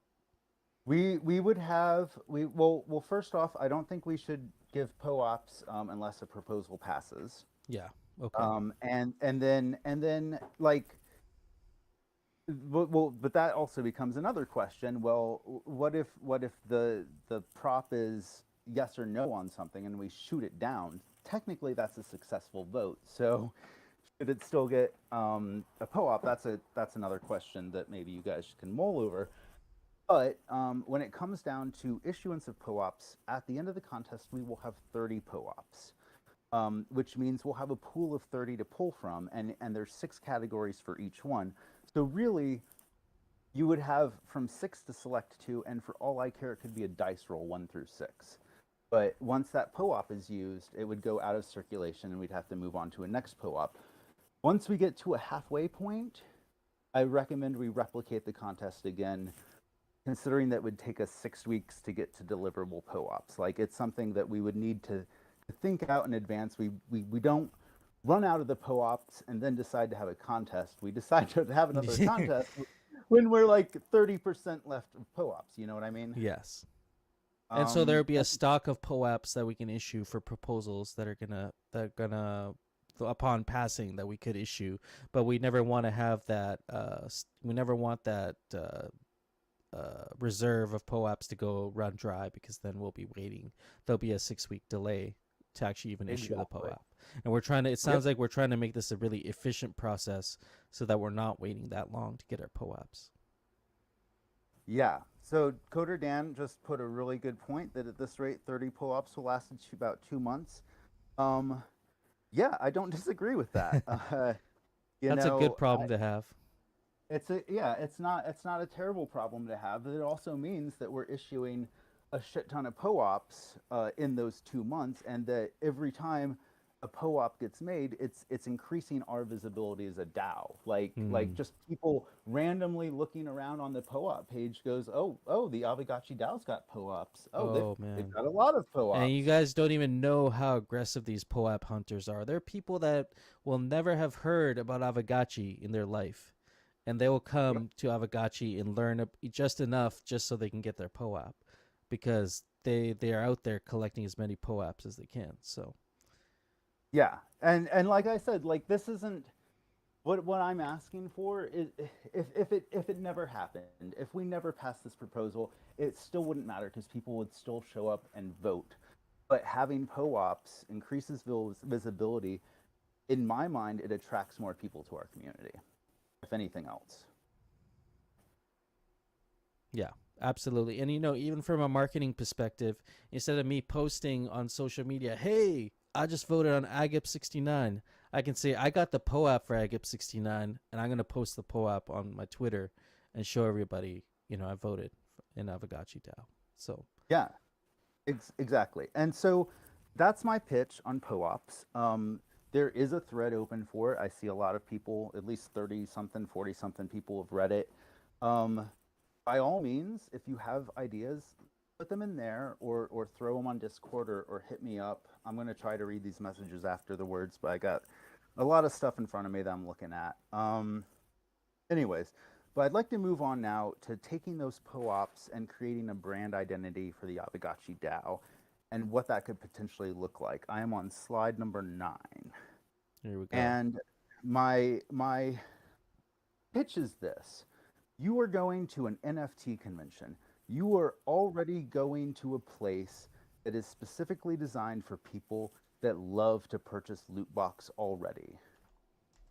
It's going to be like shooting fishes in a barrel, because I could say, okay, well, we've got a 6-pin set of soju pins that were made as PO-ops, and we turned them into pins. And you can sell each one of those pins at, $10 minimum. But if you put them in a set, you could sell them at 60. Now, do I think at a convention that you are going to have 100 people buy a 6 set of pins at $60 a pop? I don't think you will. If they did, that's $6,000 cash in hand. But I think that a collectible set of pins is such a specific ask that you'll maybe only sell out 20 or 30% of them. So what you do instead is you do loot boxes. And I'm moving on to number 10. Slide 10. I've skipped ahead a little bit, but the idea is that if you look at what we did for ETH Denver, and I'm not pointing fingers, like, it is what it was. It was a great experiment. I remember when I initially saw the proposal for ETH Denver, I was like, oh, they're gonna blow that budget out of the water. And that's just the reality of the situation. Like, when you're all over the place, you have multiple people, there's multiple events, it's gonna run dry unless you have some type of like spending plan, which, we learn lessons, we move on. But if you look at ETH Denver, it would take $100,000 to sustain 3 in real life events for the Aavegotchi DAO in the course of a year. And I don't think that the value we would extract from those in real life events is worth $100,000. Unless someone can break down the numbers and show it to me, I don't know what that would be. So I say we need to pivot.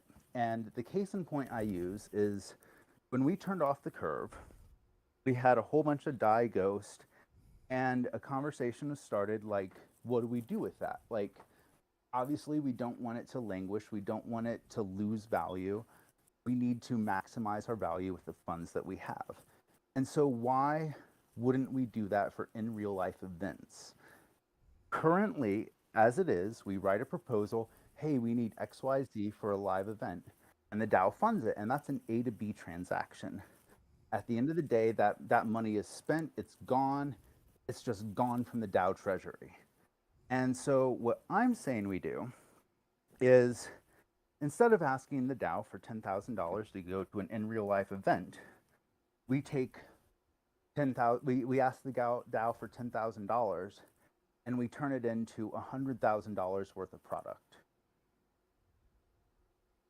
That's the core of it. Now, this is a very big ask, and what we're doing right now is we're just kind of playing some mental exercises,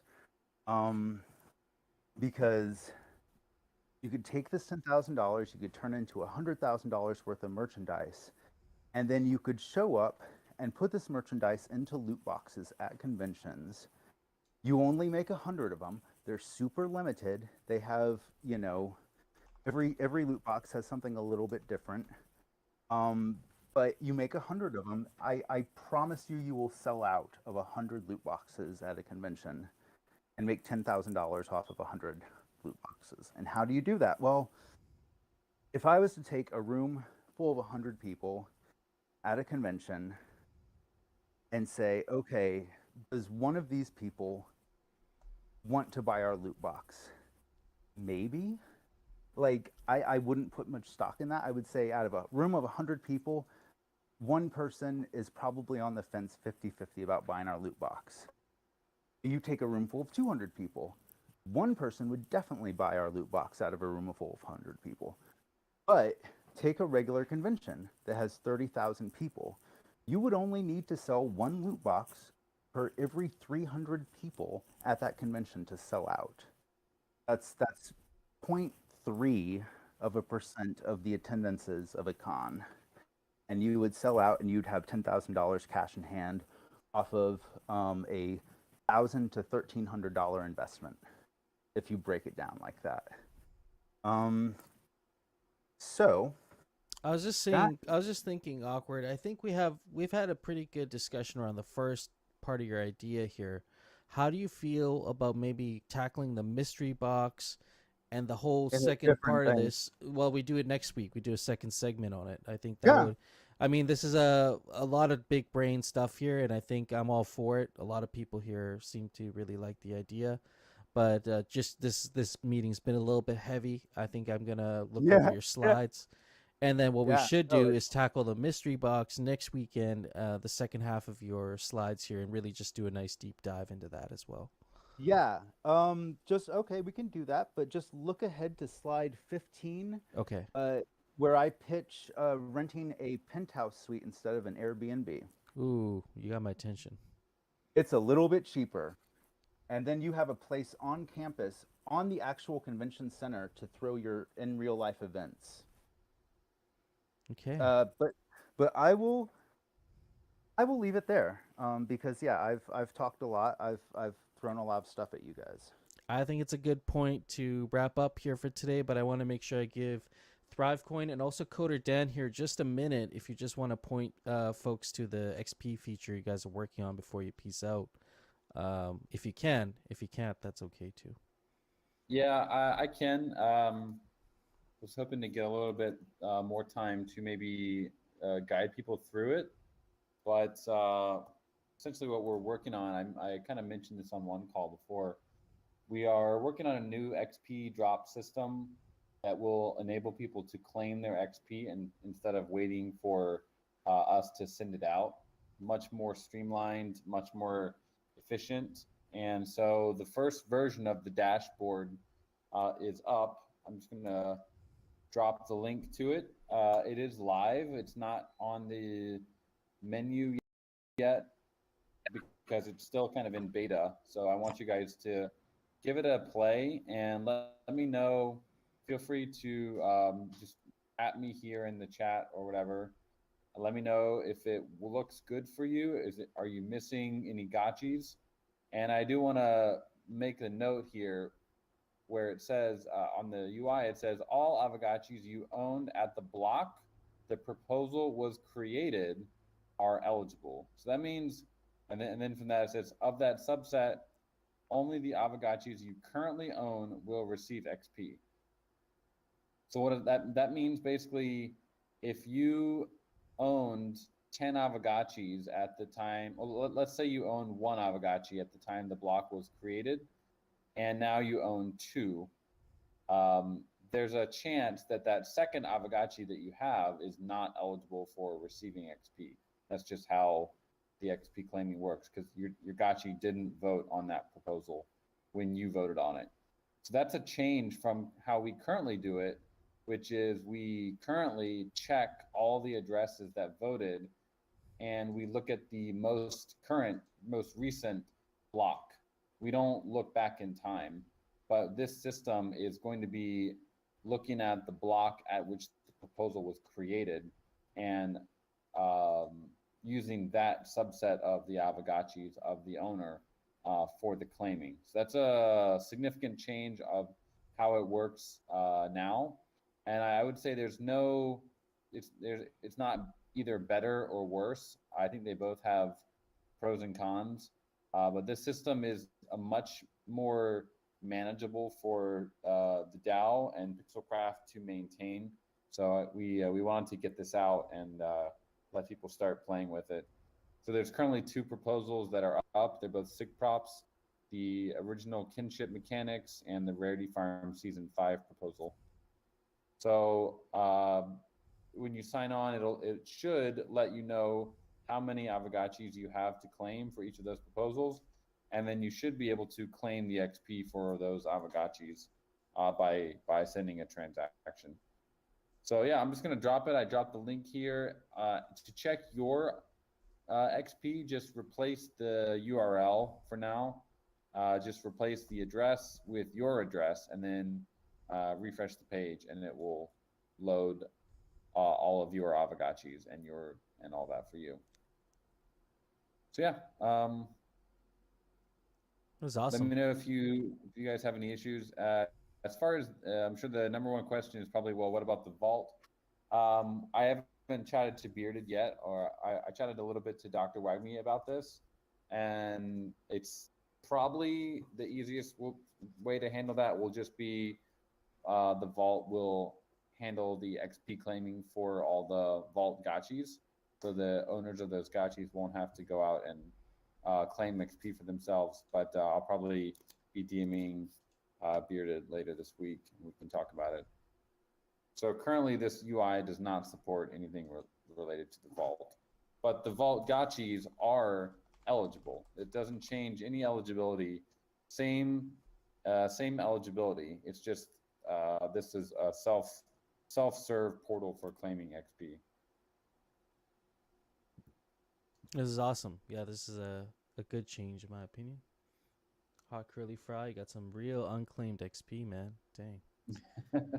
Holy. It's gonna feel pretty cool. It's like I feel like this is gonna help with the voting a lot. Like when you can see the XP, the moment, like once that new airdrop hits, it's like a little Christmas, like every a couple times a month or a week, depending on how many core props we have going out. So it's really easy for us. Once the core prop ends, we can essentially just run a quick script, and what we really want to do is automate it so that we don't have to do anything. And the moment the snapshot proposal ends, a new core prop and SIG prop XP airdrop can be created, but that's going to take a little bit more time. So for now, it's still manual, but much less manual than it was before. And once we have gone through about a week of beta testing with everyone, we will continue adding in the rest of the SIG props and core props that are currently outstanding, and we'll make a couple more improvements to the UI. Nice. Yeah, it's looking good. Looking forward to my XP. It was always an unknown question how much XP I was getting, and you just know the number of your XP is going up. You don't actually know, like, did you receive it? Like, where is it? And yeah, especially for like voting on proposals too, when your core prop passes and it's like your gotcha is supposed to get XP. You want to make sure that gets delivered. So yeah, you want to reduce that. Currently, it's like it's a whole thing giving out XP because we have to deal with the blockchain, and it's like an airdrop that happens multiple times a week, and airdrops are notoriously hard to do in a kind of a stable way, especially when the blockchain gas is going up, spiking like 3 or 4 times. It can be pretty difficult. You got to supervise your script. Yep. So this will be much easier. We just need to do literally one transaction per airdrop, and then the claimers you guys will be the ones doing the XP claiming. Okay, awesome. Oh, god damn, Dr. Wake Me. I imagine that's very satisfying. It's like a mini Christmas. We got Thrive Giraffe. Sorry, go ahead. I'm gonna head out here. Thanks everyone. Have a great Sunday. Absolutely. We'll get Thrive Giraffe up here. I see Senate in the house as well. We'll wrap up the call here with Thrive Coin, and we have a follow-up call tomorrow morning as well. So join us for that. But I'll let you take it away, Thrive Giraffe. Yeah, thanks. I know Thank you it's for your super patience, late. by the way. Absolutely, no problem. I know it's super late, so I promise I'll just be a minute. So for those who don't know me, my name is Daniel, or Thrive Giraffe. I'm a co-founder of ThriveCoin, and I'm one of the people behind the Thank Aavegotchi proposal that we've been co-creating with a ton of the members of this DAO. And I'm super excited to announce that the Thank Aavegotchi pilot proposal is finally going to be going to vote today after this meeting. And for those of you who don't know about it, it's a very simple idea. Basically, you deserve to be thanked, to be rewarded and recognized for the contributions that you make to this DAO. And we believe that when you are thanked, when you are rewarded and recognized, you're going to want to contribute more. And there will be greater utility, efficiency, and value that's created for the DAO. And the Thrive protocol that powers this proposal is really unique. It auto-validates any theoretically millions, but practically hundreds or thousands of ways in which you contribute, not just in game, but in discourse and Discord and Twitter and all over the place with POAP rewards. It then auto rewards you, and it auto records receipts on chain that we show you as a thank you note. And we've implemented similar kinds of projects with ApeCoin and Bankless DAO. We've seen tons and tons of success, and there's so much values and vision alignment with Aavegotchi. So thank Aavegotchi pilot proposal, going to vote today after this meeting, and very quickly just wanted to share a few changes that you'll see in the proposal. And we made these changes based on the feedback that we received in this meeting last week, as well as in our weekly office hours that we'll have again tomorrow if you want to come join us, and also some feedback that we got in one-on-one conversations. So the first big change is that we have decreased the pilot length from 6 months to 3 months, which effectively cuts the cost of the pilot in half. And the second big change, which I'm really excited about, is during this pilot, we will test 3 different formats, and we'll be testing them in separate 1-month seasons. So season 1, there will be about 15,000 goes that are raffled off to, we think it'll be 30 winners. So each contribution that you make to the DAO will earn you effectively raffle tickets. Season 2, we'll experiment with 15,000 total goes, rewarding each valuable contribution that you make. So you'll get something for each contribution. And then season 3, with 15,000 total goes, rewarding you in rarity farming style, which I'm personally really excited about. And at the culmination of that 3rd month, the community will vote on which rewards format you prefer. And if a follow-up proposal passes to continue our pilot for an additional 3 months, we'll focus that second 3 months on rewarding you in just the winning rewards format. So those are the 2 big changes. Super excited to have this thing finally go to vote. We have been really thoughtful and, taking the time we needed to make sure that this is a proposal that reflects your desires, your excitement, and your collaboration. So thank you so much for working with us to make this happen. Honestly, thank you guys for working closely with the community and hearing some of the concerns. I know, like you said, the pilot period was one of the major concerns that was brought up, and I appreciate you addressing, and hopefully that does alleviate any kind of concerns people have around the length of trial, or I think we just need, this is one of those things where we just have to do it and see it in action, see it working to get a feel for it. And so I'm looking forward to getting engaged with this for sure. And so keep an eye out for that SIG prop. You said that that's going live just after this meeting. Yeah, as soon as Thrax wakes up from great Saturday night, we'll make it happen. Awesome. Okay, that's awesome. Yep. So keep an eye out for that. And tomorrow we have a Thrive community call here in the Discord. I posted the link in the stage chat here. So if you are interested, you can set your reminder there. For me, PST, it's 9:30 a.m. So around 12:30, like around noon, for the East Coast there. And so, yeah, if you have any questions specifically regarding the proposal, you look at the SIG prop tonight and you got some questions, definitely bring them to the call tomorrow, and would love to address those. Absolutely. Thanks for giving me a second up here. I really appreciate it. Absolutely. Yep, totally. Anything else, friends? Do we got anything else for this meeting here today? Oh yeah, Artcore, you'll be on an airplane. Do not worry if you're not there tomorrow, but you would like in. You can also DM me your questions and I can bring them to the call. And if you'd just like to go back and see the recording, follow Aavegotchi DAO on YouTube. We got all our live streams from the Sunday DAO calls, all the weekly calls from DAO Lens and ThriveCoin being posted up there as well. So with that being said, I think we can call it a wrap. Thank you all for sticking around. I feel like everybody in here deserves a POAP just for making it this far. And we will be back here again next weekend, 2 p.m. UTC for Aavegotchi DAO. Plenty of things happening in between there. You can check out GM with GMI. Monday mornings, we're hanging out.